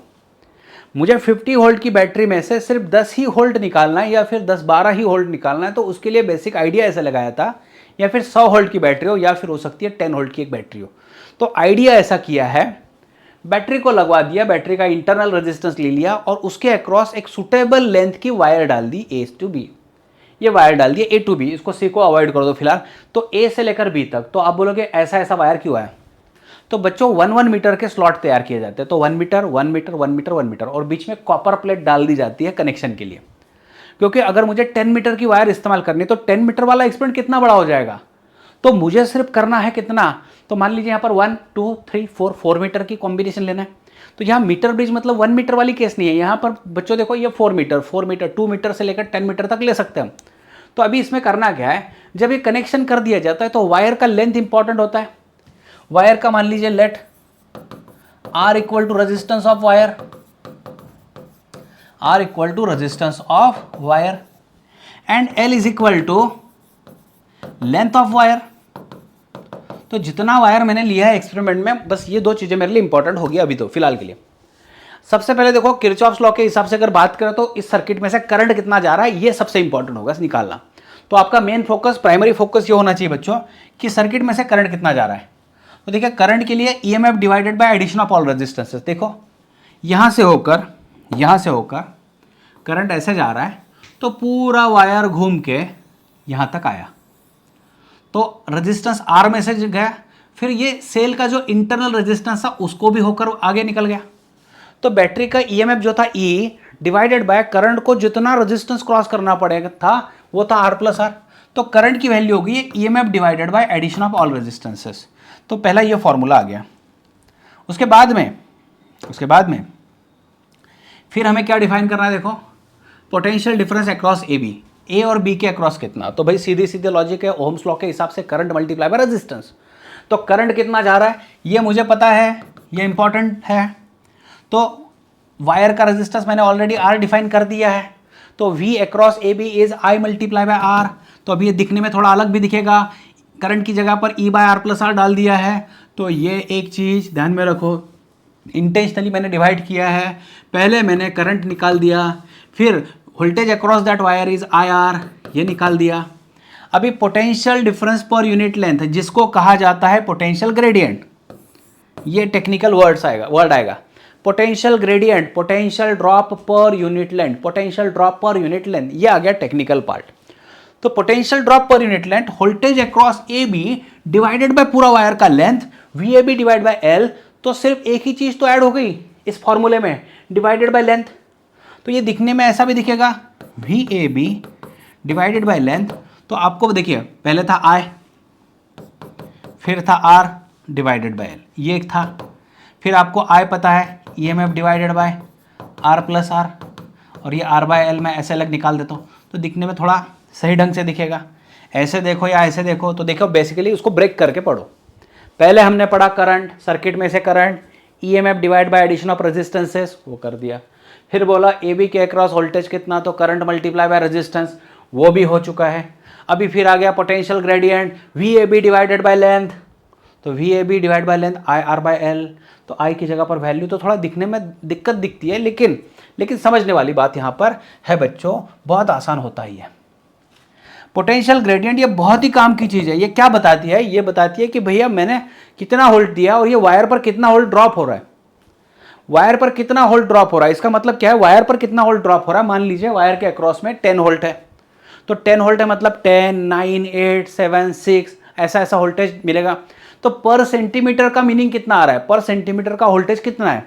तो ये दिखा रहा है कि एक एक सेंटीमीटर का कितना ड्रॉप हो रहा है। मतलब मान लीजिए पहले 10 वोल्ट था यहाँ पर, फिर 10 का 9 वोल्ट हो गया 1 मीटर के अंदर, तो 1 मीटर में 1 वोल्ट का ड्रॉप हो गया। फिर 9 से 8 वोल्ट आया तो अगले 1 मीटर में 1 वोल्ट का ड्रॉप हो गया। एक एज एन एग्जांपल मैं बता रहा हूं आपको। तो वोल्ट पर यूनिट लेंथ, कितना ड्रॉप पर यूनिट लेंथ हो रहा है, नॉट नेसेसरी कि पर मीटर दिया जाए, पर सेंटीमीटर पर मिलीमीटर में दिया जाता है। ठीक है, तो अभी के लिए यही फॉर्मूला मैंने यहां पर लिखा था, यहां पर लाया। अभी क्या होता है, अगर मुझे 1 सेंटीमीटर में कितना वोल्टेज ड्रॉप हो रहा है ये पता है, तो मैं किसी भी लेंथ में, मान लीजिए यहाँ AC है, तो voltage across AC is potential gradient into given length. Voltage across AC is gradient multiply by length कर दो, K multiply by length of that value कर दो, तो VAC प्रोपोर्शनल टू लेंथ। ये होता है प्रिंसिपल ऑफ पोटेंशियोमीटर। आपकी length बढ़ रही है, पोटेंशियल ड्रॉप भी बढ़ रहा है। फाइनल कंक्लूजन ये है इसका, देखो इसको 1 बार 2 बार 3 बार रिपीट करना है। बेसिक पर्पस था, ये बहुत बड़ा सेल है, इसमें से हमें एक स्पेसिफिक वैल्यू इसके अक्रॉस ड्रॉप करना है और इसका इस्तेमाल आगे करना है। तो इसी को कहा जाएगा पोटेंशियोमीटर। तो ये कंपैरिजन के लिए इस्तेमाल होता है, दो चीज़ें कंपेयर करने के लिए इस्तेमाल होती है। तो देखो आप किसी मतलब सब्जी मंडी में जाओ और आपको 1 किलो सब्जी लेनी है, तो मतलब पुराने टाइप में बता रहा हूँ, तो उनके पास एक फिजिकल बैलेंस होता था। तो इधर 1 किलोग्राम डाल दिया उन्होंने, तो इधर तब तक वो सब्जी डालते हैं जब तक दोनों बैलेंस ना हो जाए। तो कंपैरिजन मेथड में क्या हुआ, इधर सब्जी जो है आप बोलोगे कि हाँ 1 किलो है, क्योंकि इधर भी आपको 1 किलो दिख रहा है, क्योंकि दोनों साइड में 1 किलो क्यों है, क्योंकि फिजिकली ये बैलेंस हो चुका है। तो समझने वाली बात यह है कि हमें अभी कंपैरिजन के लिए इसका इस्तेमाल करना होगा। कंपैरिजन के लिए इस्तेमाल करना होगा, कैसे करते देखो। तो चलो सबसे पहले तो ये सवाल के जवाब कर लेते हैं। यहाँ क्या बताया, potentiometer wire of length 1 metre is connected in series with 495। Okay, तो देखो ऐसा है, तो ये पोटेंशियोमीटर वायर, इसका रेजिस्टेंस शायद R होगा और इसका लेंथ होगा 1 metre. Okay, is connected in series with, मान लीजिए कोई रेजिस्टेंस डाला है 495 ओम एंड 2 वोल्ट बैटरी। चलो ये 2 वोल्ट बैटरी डाल दिया है। इस बैटरी का इंटरनल रेजिस्टेंस नहीं दिया है, लेकिन potential gradient is K value is 0.2 milli volt per centimetre. ठीक है बच्चों, तो ये यहाँ तक आ गया। Question is about the potential gradient, then resistance of potentiometer wires. Resistance of potentiometer wires ये अननोन है। तो तकनीक क्या थी? Potential gradient was EMF divided by addition of resistances. तो इस सर्किट में मुझे आर दिख रहा है, फिर जाकर 495 दिख रहा है, multiply by resistance of wire divided by length of wire 1 दिख रहा है। K was EMF divided by addition of resistances, तो आर और plus 495 multiply by resistance of wire divide by length of wire. अभी के की वैल्यू पे थोड़ा ध्यान दो बच्चों, ये थोड़ा अलग है। 0.2 मिली मतलब 10⁻³ वोल्ट हो गया, और नीचे सेंटीमीटर है जिसको मुझे करना पड़ेगा 10⁻²। तो ये वोल्ट पर मीटर में आना चाहिए, क्योंकि ये एसआई सिस्टम में चल रहा है काम। तो एसआई सिस्टम के लिए मुझे ऐसा करना पड़ेगा। फिर आगे बढ़ते हैं। तो यहाँ बच्चों क्या है? ई आर डिवाइड बाई, ई की वैल्यू कितनी बताइए बच्चों? देखो इन्होंने दिया है ई की वैल्यू है 2 वोल्ट, तो 2 divided by R plus 495 multiply by, यहाँ पर आ गया है आर इज इक्वल टू, तो देखो ये -2 ऊपर चला जाएगा, +2 हो जाएगा। या फिर ऐसे ले लो 0.2, इसको ले लेता हूँ मैं 2 10⁻⁻4 डिवाइडेड बाय 10⁻⁻2, ताकि ये 2 कैंसिल हो जाए। फिर देखो क्या होगा, ये r मल्टीप्लाई बाय 10⁻⁻2, और ये 10⁻⁻4 को इधर +4 में ला लेता हूँ, और ये बाकी सारी चीज़ें इधर ला लेता हूँ। अभी कैसे कैसे आ रहा है तो ये आपको समझना चाहिए। ओके ठीक है, तो बच्चों ये देखिए r इंटू 100 आ जाएगा, इतना तो आ गया। तो ये 99r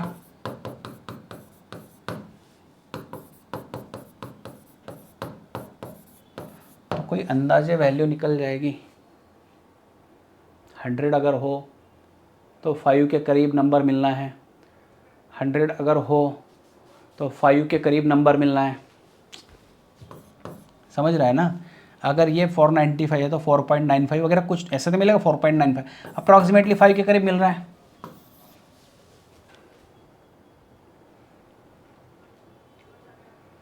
सही है, ठीक है। तो सॉल्व करने का तरीका आपको समझना पड़ेगा। उसके बाद a wire has a length of 2 metre, resistance 10 ohm, resistance 10 ohm, length है 2 metre and connected in a series with resistance of 990 and a cell of 2 volt. कैसे भी लगवाओ कोई दिक्कत नहीं है। And the potential gradient is needed. ठीक है, तो potential gradient is EMF divided by addition of all resistances. तो रेजिस्टेंस ऑफ वायर समझ में आ रहा है ना? तो आर प्लस जैसे स्मॉल आर किया था multiply by that is R by L लिया था, तो इसी को कहते हैं देखो ईएमएफ 2 डिवाइडेड बाय आर की वैल्यू क्या है तो 10 है, और स्मॉल आर की जगह पर ये 990 आ गया, इंटू कैपिटल आर मतलब ये 10, और लेंथ कितना है 2। तो के इज इक्वल टू, ये 2 कैंसिल करवा दो, ऊपर आ गया 10, नीचे आ गया बच्चों 1000, तो यह आ गया 1/100। तो इनको कैसे जवाब चाहिए? 1/100 0.01 वोल्ट पर मीटर आ गया। तो है क्या यहाँ पर 0.01 आ गया, 0.01 वोल्ट पर मीटर आ चुका है। ओके राइट, चलो आगे बढ़ते बच्चों। फिर इनका कंपैरिजन, ये तो बहुत आसान होता है, इस पे तो मतलब सवाल अगर आते हैं तो इजीली सॉल्व हो जाएगा। तो देखो कंपैरिजन 2 तरीके से होता है, एक होता है बाय इंडिविजुअल मेथड और दूसरा होता है by sum and difference method. तो इंडिविजुअल मेथड में ऐसे सेल लगवाए जाते हैं, तो पहले E1 को कंपेयर किया जाता है, फिर E2 को कंपेयर किया जाता है। अभी इसकी डिटेल थ्योरी में नहीं जाना है आपको, पूरे के पूरे फिजिक्स में comparison of cell by individual method या फिर comparison of cell with the help of potentiometer, बस इसी में मिलने वाला है। तो भाई इंडिविजुअल अगर वर्ड आता है तो आपको लिखना पड़ेगा E1 को बैलेंस कराने की लेंथ और E2 को बैलेंस कराने की लेंथ। अभी बोलोगे कोई बैलेंस लेंथ क्या होता है भाई, इसको मुझे डिटेल में पढ़ाओ। तो डिटेल में पढ़ने का टाइम तो चला गया भाई, बोर्ड एग्जाम में जो लिखना था वो चला गया। ये एक एक्सपेरिमेंट है जिसमें गैल्वानोमीटर की हेल्प से ये जो स्लाइडर होता है, ये स्लाइडर पॉइंट अलग अलग जगह पर रखा जाता है।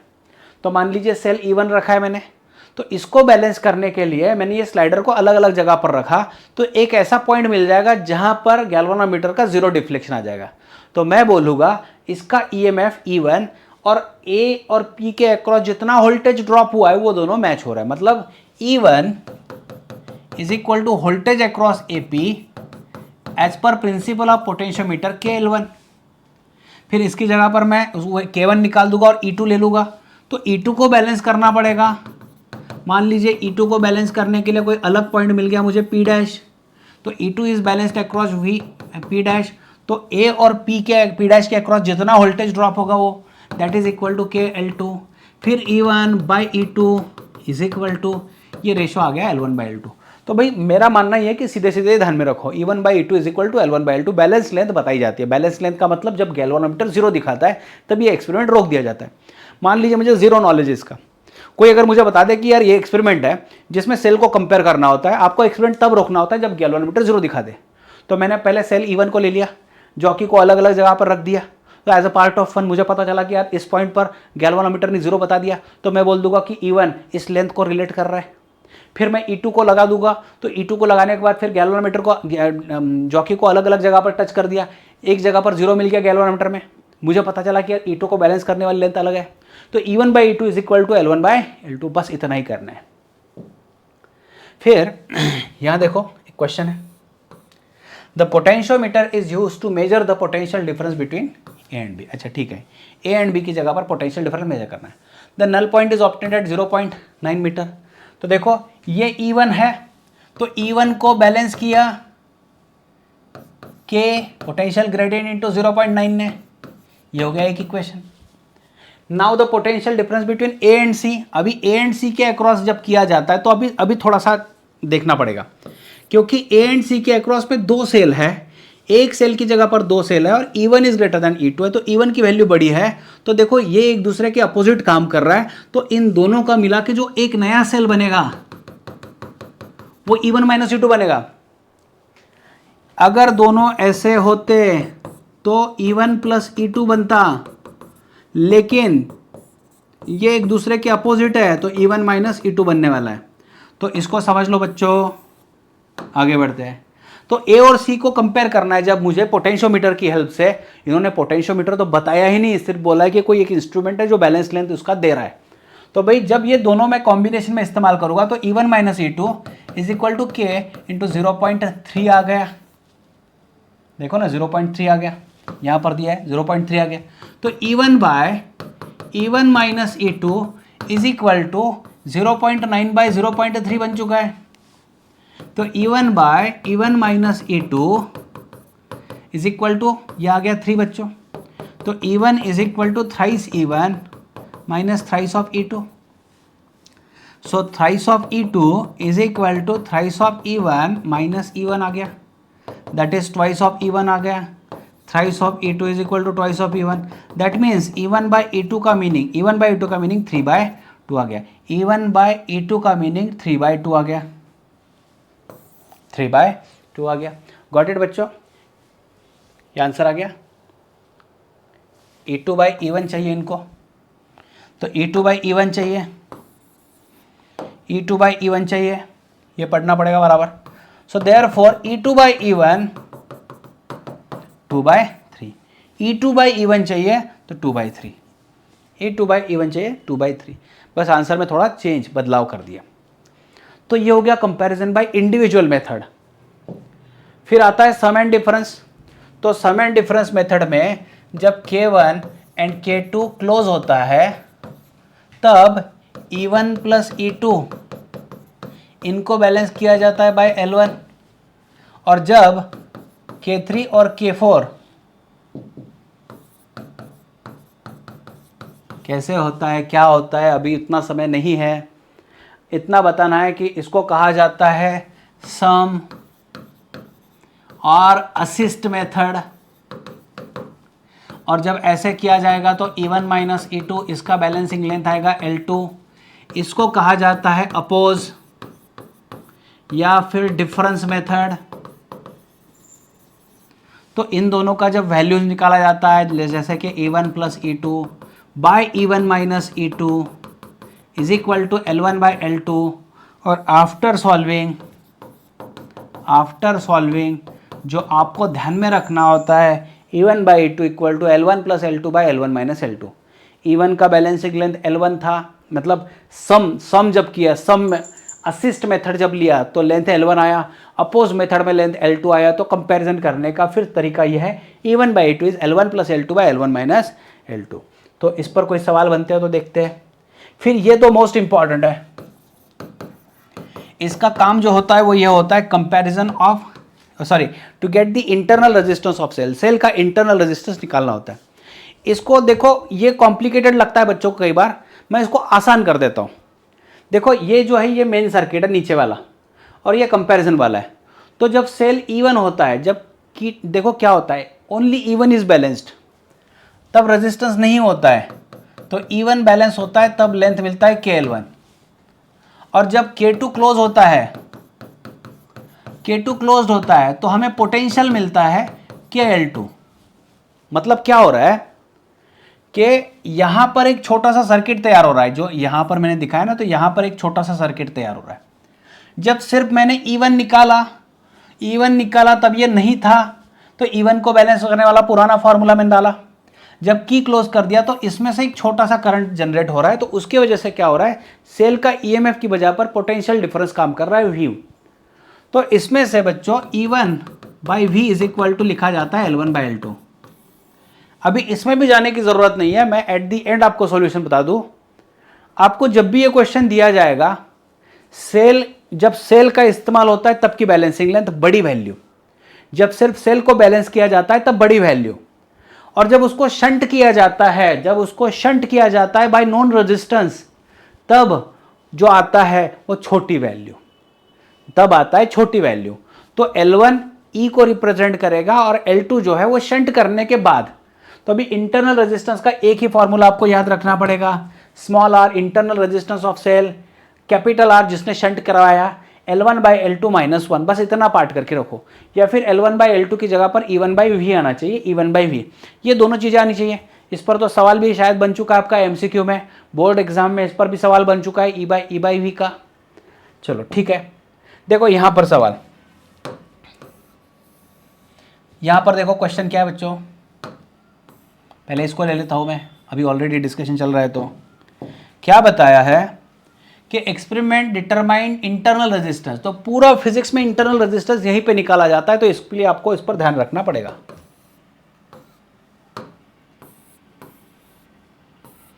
अभी पढ़ो,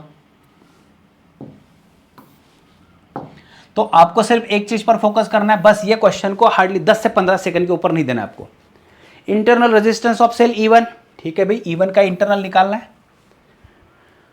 द रेजिस्टेंस, जो रेजिस्टेंस बॉक्स में से रेजिस्टेंस में डालने वाला वो R है। The potential difference across balancing length of wire is equal to terminal PD V of the cell, the value of internal resistance is. तो भाई इंटरनल रेजिस्टेंस के दो ही फॉर्मूले हैं, capital R L1 by L2 minus 1। मुझे नहीं समझ रहा है तो भी मैं बोलूँगा कि चलो E1 की जगह पर E, और टर्मिनल E1 की जगह पर E की जगह पर E1 है ना, और टर्मिनल पोटेंशियल डिफरेंस की जगह पर V, बस ऐसे डाल दूंगा। तो भाई ये कहाँ पर बन रहा है मेरा, ये R E1 by V minus 1 कर दो। क्वेश्चन बहुत बड़ा है लेकिन आसान सवाल का जवाब, इसका जवाब बहुत आसान होता है। चलो अभी यहाँ थे बच्चों, a cell can balance against 120 centimetre and 100 centimetre respectively in open circuit and when short circuited through resistance 10। Question पढ़ने के बाद मुझे एक भी चीज नहीं समझ में आई, ऐसा मान के चलते हैं। और लेकिन मैं क्वेश्चन में दिख रहा है मुझे जैसे इंटरनल रेजिस्टेंस दिखता है तो मैं खुश हो जाता हूँ, यार इसका तो मतलब रट्टा मारने वाले की दिवाली है इसमें। तो जैसे मुझे इंटरनल रेजिस्टेंस बोला जाता है और जैसे मुझे यहां दिखता है भाई पोटेंशियोमीटर, तो ये मेरे रेंज वाला क्वेश्चन आ गया। तो मैं बोलूंगा small r is equal to capital R बड़ी लेंथ डिवाइड बाय छोटी लेंथ माइनस 1, फॉर्मूला नहीं भूलना। रेजिस्टेंस 10 ओम इसमें से बड़ी लेंथ, इसमें कन्फ्यूजन ना हो, बड़ी लेंथ 120, छोटी लेंथ 100, -1 कर दो। तो अभी इसको तो सॉल्व करते आएगा 10, ये 120 इंटू 120 माइनस 100 तो 20, गॉट इट, 20 डिवाइड बाय 100, 2 ओम आ चुका है, 2 ओम आ चुका है। तो क्वेश्चन नंबर जो है ये दिख रहा है आपको, इसका आंसर मिल चुका है 2 ओम, गॉट इट। तो ये करते आएगा आपको, ये करते आएगा आपको, इतना आसान होता है। क्वेश्चन देख के मत डरो, क्वेश्चन का शॉर्टकट डेवलप करना है, ट्रिक डेवलप करना है, ये आपको करना पड़ेगा, ठीक है। फिर आगे जो है बहुत बेसिक कॉन्सेप्ट्स है, इस पर भी मैं बहुत ज़्यादा टाइम नहीं लूँगा। तो इस पर भी जो सवाल बनते हैं बहुत बेसिक लेवल के ही सवाल बनते हैं। एक गैल्वानोमीटर डिवाइस होता है, कैसे होता है, ये एक मैग्नेट होता है, हॉर्सशू टाइप में एक्चुअली मैग्नेट लेते हैं, कॉन्केव पोल पीस टाइप में। इसके बीच में सॉफ्ट आयरन कोर है और इसमें वायर वाइंडिंग वाली एक मतलब वायर वाइंडिंग से एक कॉइल बनाई है और इस कॉइल के ऊपर एक पॉइंटर डाला है। इसका जो बेसिक वर्किंग है यह आपको मूविंग कॉइल गैल्वानोमीटर में मैग्नेटिक इफेक्ट ऑफ करंट में मिल जाएगा। तो अभी इसको नहीं पढ़ना है, सिर्फ इतना है कि जब इसमें से करंट पास होता है तो इस पॉइंटर में डेविएशन आता है, बस इतनी चीज़ आपको ध्यान में रखनी है। इस हेल्प से एक गैल्वानोमीटर बनाया जाता है जिसका जीरो जो है सेंटर में होता है, ये ब्लैक और रेड कलर के नॉब होते हैं। करंट एक साइड से जाता है तो डिफ्लेक्शन टू वन साइड, मतलब मान लीजिए करंट ऐसे जा रहा है, इधर से निकल रहा है तो डिफ्लेक्शन टू वन साइड। अगर करंट को मैं रिवर्स करा दूं तो डिफ्लेक्शन टू अदर साइड। इसका मीनिंग सिर्फ इतना होता है, इसका पर्पज़ यही होता है कि भाई करंट पास हो रहा है क्या, और ये करंट को मेजर कर पाता है कुछ हद तक।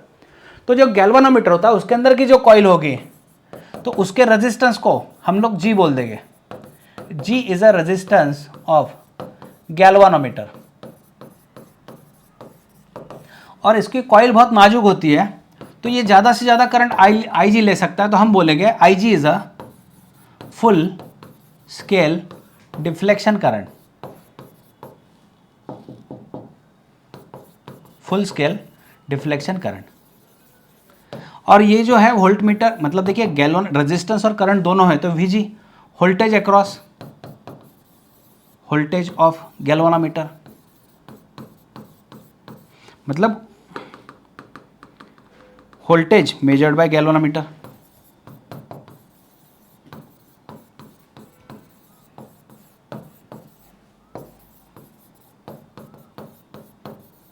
बस इतनी चीज़ें थी।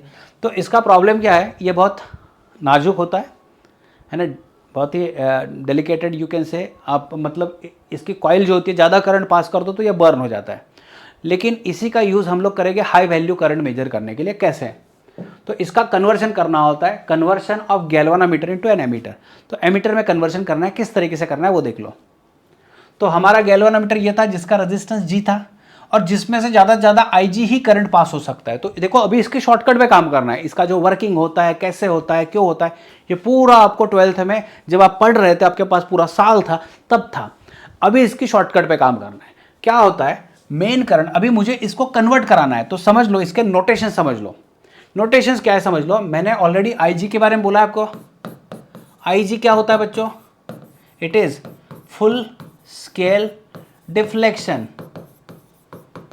करंट। इसका मतलब क्या है, ये गैल्वानोमीटर इतना ही करंट मेजर कर पाता है, एक्चुअल में देखा जाए तो गैल्वानोमीटर इतना ही मेजर कर पाता है। इसकी रेंज हो गई, मतलब ये यहाँ इसके ऊपर नहीं बढ़ पाता, लेकिन फिर भी मुझे इसकी वैल्यू को बढ़ाना है।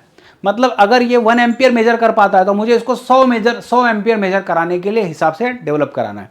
तो क्या करना पड़ता है, I is a you can say range, ये रेंज होती है, मतलब मुझे इसको बढ़ाना है।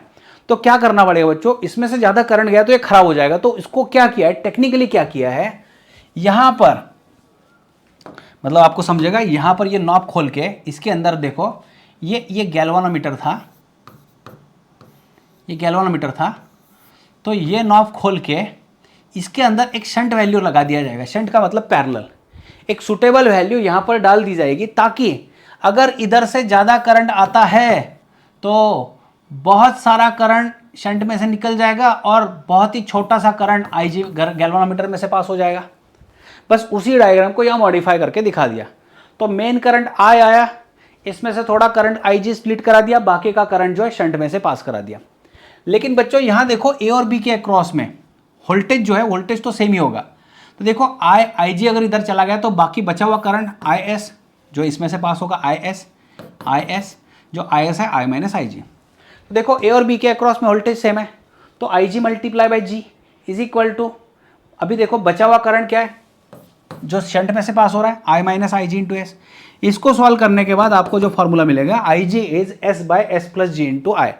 ये फॉर्मूला कभी क्वेश्चन पूछते हैं, लेकिन मेन क्वेश्चन जो उसके आगे वाला है, इसको सॉल्व करने के बाद में शंट वैल्यू मिलता है आई G by I minus I ji time जी।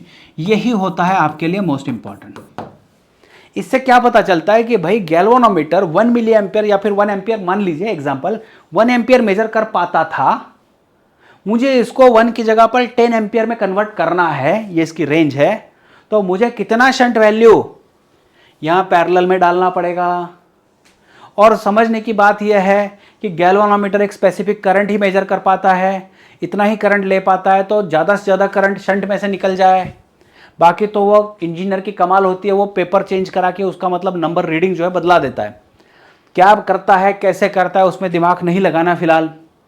जो एमीटर होता है वो सर्किट में सीरीज में लगवाते हैं, तो इसका रेजिस्टेंस कम से कम होना चाहिए ताकि सर्किट पर लोड ना आए, क्योंकि एक रजिस्टर सीरीज में बढ़ जाए तो करंट की वैल्यू घट जाती है। भाई इसका पर्पस तो था करंट मेजर कराना।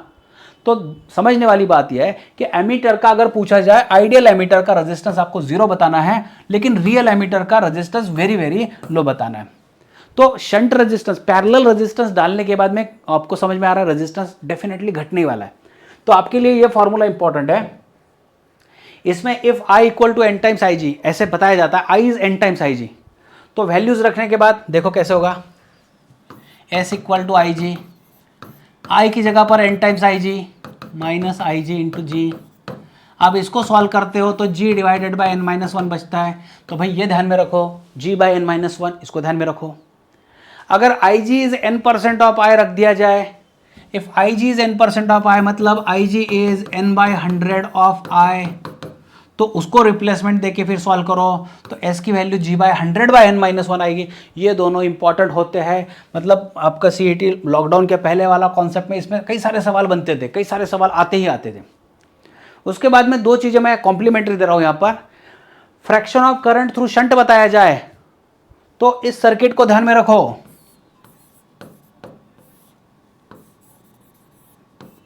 ये IG है और ये IS था, ये मेन करंट आया था। जब पूछा जाए fraction of main current through shunt, shunt में से कितना करंट पास हो रहा है, fraction of current through shunt, fraction of current through shunt अगर पूछा जाए तो आपको लिखना है, देखो शंट में से पास होना है। अभी मैंने एक छोटा सा मतलब आपको शॉर्टकट दिया था थोड़ी देर पहले, तो देखो मुझे IS निकालना है, तो IS निकालना तो G divided by G plus S करना पड़ेगा।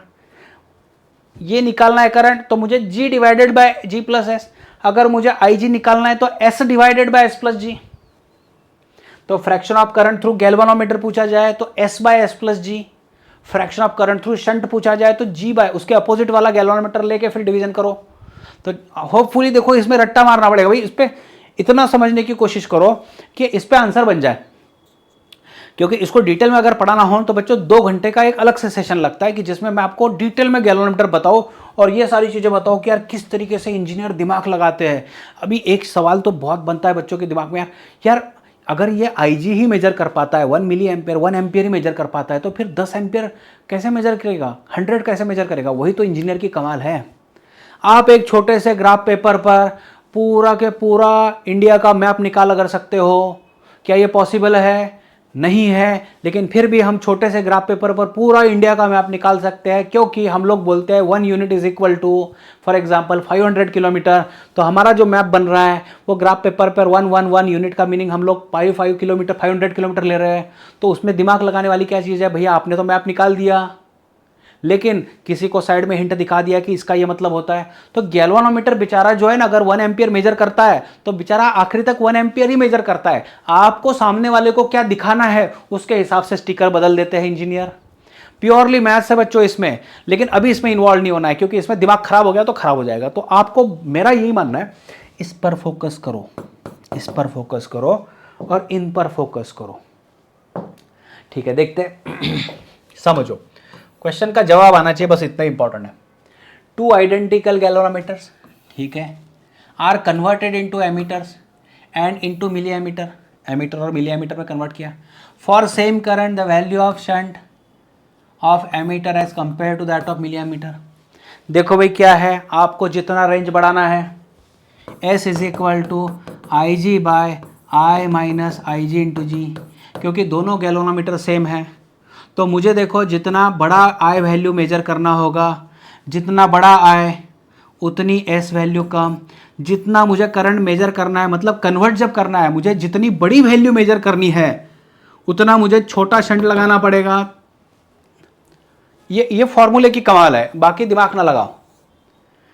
नीचे है डिनोमिनेटर में आई है, तो आई जी डिवीजन में तो वैल्यू बढ़ रही है, तो डिवीजन में वैल्यू बढ़ रही है तो एस की वैल्यू कम लेनी पड़ेगी। तो एमीटर और मिली एमीटर में बात करें तो एमीटर इज बड़ा, एमीटर और मिली एमीटर में एमीटर बड़ा होता है, तो एमीटर बड़ा है मतलब करंट रेंज बढ़ गई, तो उसका शंट कितना होना चाहिए, छोटा होना चाहिए। तो the value of shunt of the ammeter as compare to milli ammeter is less, कम होना चाहिए। उसके बाद में when galvanometer is shunted by S, its current capacity increases n times. Increases n times मतलब I is equal to n times I G, इस हिसाब से बताया है। तो इसका शॉर्टकट था S equal to G by n minus one, equation 1। फिर दूसरी चीज क्या बताइए बच्चों, if the same galvanometer is shunted by another resistance S dash, its capacity increase to n dash, equation number 2। The value of n dash in terms of, मुझे n dash की value चाहिए। तो अभी बात यह है कि S डैश बाय S करूँ, S डैश बाय S करूँ तो यहाँ आएगा n डैश माइनस वन और यहाँ आएगा n माइनस वन। ठीक है, तो अभी हाँ चलो ठीक है, n dash minus one is equal to S by S dash n minus one हो सकता है, हो सकता है। तो n dash is equal to S by S dash in bracket n minus one, और ये माइनस वन इधर प्लस वन हो जाएगा। तो यहाँ हो जाएगा बच्चों S by S dash into n, या फिर S n minus one plus S dash divided by S dash. तो ऐसे कुछ आ रहा है, हाँ दिख रहा है। ये S डैश को मतलब डिनोमिनेटर सेम करवा दिया मैंने, ठीक है, ये आंसर मिल रहा है।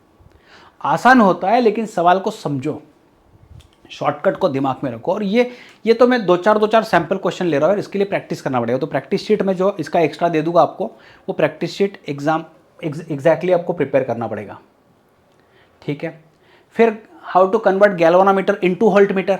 तो इसके लिए बेसिक तरीका यह होता है कि गैल्वेनोमीटर को कनेक्ट करा दिया, उसको सीरीज में एक रेजिस्टेंस डाल दिया, गैल्वेनोमीटर और सीरीज में एक रेजिस्टेंस डाल दिया। ठीक है, तो resistance, high value of resistance इसमें डाल दिया जाता है, तो गैल्वेनोमीटर वोल्टेज भी मेजर कर पाए।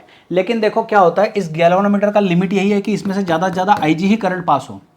तो अभी इस दो टर्मिनल के अक्रॉस में जितना वोल्टेज बन रहा है वो कितना बन रहा है, V equal to I G into G plus I G into R. तो आई जी कॉमन निकाल गया, G प्लस आर, तो V by I G, G plus R, तो R equal to V by I G minus G. ये V कौन है, तो भाई V जो है ना, ये हो गया रेंज। जब रेंज बदल देते हैं तो इसका मतलब ये होता है कि भाई इसको मुझे मेजर करना है। मतलब ये गैल्वेनोमीटर जो था इसका कोई लिमिट था, जैसे मैंने इसके पहले बोल दिया कि VG was a galvanometer voltage.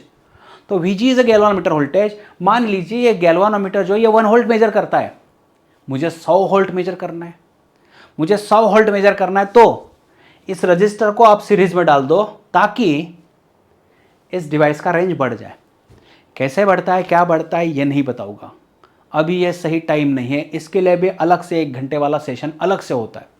तो ये सारी चीज़ें बच्चों चलती है। ये जब कैसे होता है, अभी एग्जाम का टाइम है, तो इसमें जितना हो सके शॉर्टकट पे ध्यान में रखो। आपको दिमाग में ये करना है कि भाई ये जो भी चीज़ होगी मुझे इतना पता है कि मुझे गैल्वेनोमीटर को वोल्टमीटर में जब कन्वर्ट कराना हो तो गैल्वेनोमीटर के साथ में एक हाई वैल्यू का रेजिस्टेंस मुझे जोड़ना पड़ेगा, और जोड़ने के बाद ये पूरा जो बक्सा बन रहा है ये एक वोल्टमीटर की तरह काम करेगा। तो अगर ये वोल्टमीटर है तो कितना रेजिस्टेंस, मतलब मुझे ये पता है कि यार ये VG जो था ये गैल्वेनोमीटर का कैपेसिटी था, लेकिन मुझे उसको बढ़ाना है। कितना बढ़ाना है, तो V equal to n times VG। नया वोल्टमीटर मुझे बनाना है जिसका वोल्टेज जो V मेजर कर पाए। तो समझ में आ रही है बात, तो मुझे ये रेजिस्टेंस डालना पड़ेगा। अभी देखो क्या हो गया, V equal to n times VG अगर रेंज दिया होता है कि इस टाइप में है कि ओरिजिनल गैल्वेनोमीटर जितना मेजर कर पाता था उससे n टाइम्स ज़्यादा मुझे मेजर करना है, तो इस v को यहाँ पर रख दो, इस v को यहाँ पर रख दो n टाइम्स वी जी। तो वी जी बाई आई जी जो होता है g होता है, समझ लो यहाँ पर देता हूँ मैं, r equal to V by I G minus G, n times V G by I G minus G. V G by I G is a G, तो n minus one into G, ये दूसरा formula जो short में आता है। अभी ideal voltmeter जो होता है उसका रेजिस्टेंस इनफाइनाइट होना चाहिए, आइडियल का इनफाइनाइट बताओ, लेकिन रियल एमीटर अगर पूछा जाए तो वेरी वेरी हाई बता दो, आइडियल है तो इन्फिनिटी बता दो, और रियल है तो वेरी वेरी हाई बता दो। आपको दिया जाएगा कि भाई 4 गैल्वानोमीटर मेरे पास है, एक का रेजिस्टेंस 5 है, एक मतलब 4 वोल्टमीटर मेरे पास है, एक का वोल्टमीटर का रेजिस्टेंस है 10,000, दूसरे का है 20, तीसरे का है 30, चौथे का है 40,000। थाउजेंड में 10,000, 20,000, 30,000, 40,000, तो आप कौन सा सिलेक्ट करोगे? तो भाई वोल्टमीटर में जिसका रेजिस्टेंस सबसे ज़्यादा हो वो लो, एमीटर में जिसका रेजिस्टेंस सबसे कम हो वो लो। समझ में आ रही है बात? तो वोल्टमीटर के इसमें रेजिस्टेंस शुड बी हाई, वो प्रायोरिटी देनी चाहिए। ठीक है, तो अभी बात करते हैं आगे बच्चों, क्या है?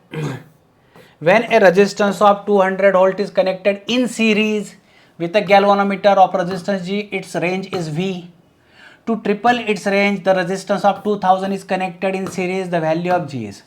तो भाई समझने वाली बात है, आपका फॉर्मूला है R equal to V by I G minus G, ये हो गया। लेकिन इसमें ट्रिपल वगैरह की वैल्यू दी है, तो मैं इससे बेहतर R equal to N minus one into G का इस्तेमाल करूँगा। तो सबसे पहली केस यहाँ पर अगर देखो तो बताया है when resistance of 200 is connected in series with galvanometer of resistance G, its voltage range is V। अच्छा ठीक है, तो फिर बताया to triple the resistance, to triple its range. अच्छा, ट्रिपल इट्स रेंज, इसका इस्तेमाल करूं? नहीं, चलो R equal to V by I G minus G इस्तेमाल करता हूँ। पहले इन्होंने बोला 200 when voltage V is measured, तो आई जी तो मुझे पता नहीं है और जी भी पता नहीं है, चलो ठीक है। फिर बताया इन्होंने कि मैंने 200 की जगह पर 2000 लगा दिया, ये पहली चीज़ हो रही है। फिर दूसरे स्टेटमेंट में से, दूसरे स्टेटमेंट में 2000 डाल दिया और वोल्टेज का रेंज थ्राइस भी हो गया, डिवाइडेड बाय आई जी, और जी तो ये होता ही होता है, वैसे ही होता है। तो इससे क्या पता चलेगा बच्चों? इससे ये पता चलेगा कि मैं क्या करूँगा, 200 plus G is equal to V by I G कर देता हूँ, और यहाँ पर 2000 plus G is equal to 3 V by I G कर देता हूँ। अभी समझने वाली बात है, मुझे इन दोनों को कंपेयर करना है, क्योंकि इन दोनों को अगर मैं देखूँ तो इन दोनों को अगर देखूँ तो ये 3 वी बाय आई जी की जगह पर, वी बाय आई जी की जगह पर मैं रिप्लेसमेंट दे सकता हूँ। तो रिप्लेसमेंट अगर देना हो तो क्या करना पड़ेगा, देख लो। 200 plus G is equal to, extremely sorry, 2000 plus G is equal to 3 into V by I G की जगह पर 200 प्लस जी रख दूँ, ठीक है। तो 2000 plus G is equal to 600 plus 3G, 600 इधर ला लो तो ये हो गया 1400, और ये आ गया बच्चों इधर 2G, got it. So G is equal to आ गया 700 ओहम, 700 ओहम, राइट, 700 ओहम। तो रेजिस्टेंस 200 था तो वोल्टेज भी मेजर कर पाता था, रेजिस्टेंस 2000 डाल दिया तो वोल्टेज रेंज थ्राइस हो गया। तो इस तरीके से कंपैरिजन पे सॉल्व कर लिया। बाद में a range of voltmeter is V, a range of voltmeter is V when 50 ohm resistance is connected in series, okay, its range gets doubled when 500 resistance is connected in series, the galvanometer resistance। बस यही सवाल है, repeat कर दिया गया, आपको समझना है और सॉल्व करना है। इसका आंसर एक बार आपको चेक कर लेना है, आंसर इसकी स्लाइड के साथ में आपके पास आ जाएगा, गॉट इट। तो चेक करके देखो बच्चों। उसके बाद में क्या दिया है, चलो उसके बाद में यहाँ एक सवाल बन रहा है, a galvanometer has a resistance of 100 ohm and current of 10 milli ampere. मतलब G दिया है 100 ओहम और IG दिया है 10 मिली एम्पियर। ओके, रख देते हैं। Is a full scale deflection. The resistance to be connected in series to get the volt meter of range 50 volt. तो मुझे R की वैल्यू पता करनी है ताकि वोल्टेज 50 वोल्ट मिल जाए। तो भाई इससे रिलेटेड मेरा फॉर्मूला था R equal to V by I G minus G. तो इनको 50 वोल्ट मेजर कराना है और आई जी है 10 मिली एम्पियर, तो 10 मिली माइनस 3 होता है ना। इसको तो आप कर सकते हो, 10 मिली कोई मैंने ले लिया, R पता नहीं है और G पता है 100। तो भाई R इज इक्वल टू, देखो ये 10⁻⁻² होता था, फिर ऊपर जाकर 10⁻² मतलब 50। तो यहाँ पर देखिए हम 2 0 बढ़ जाएगी और -100, तो 4900 आना चाहिए, 4900 आना चाहिए, राइट।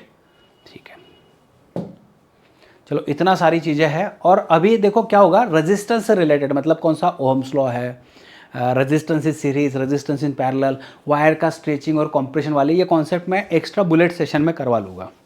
Okay, thank you.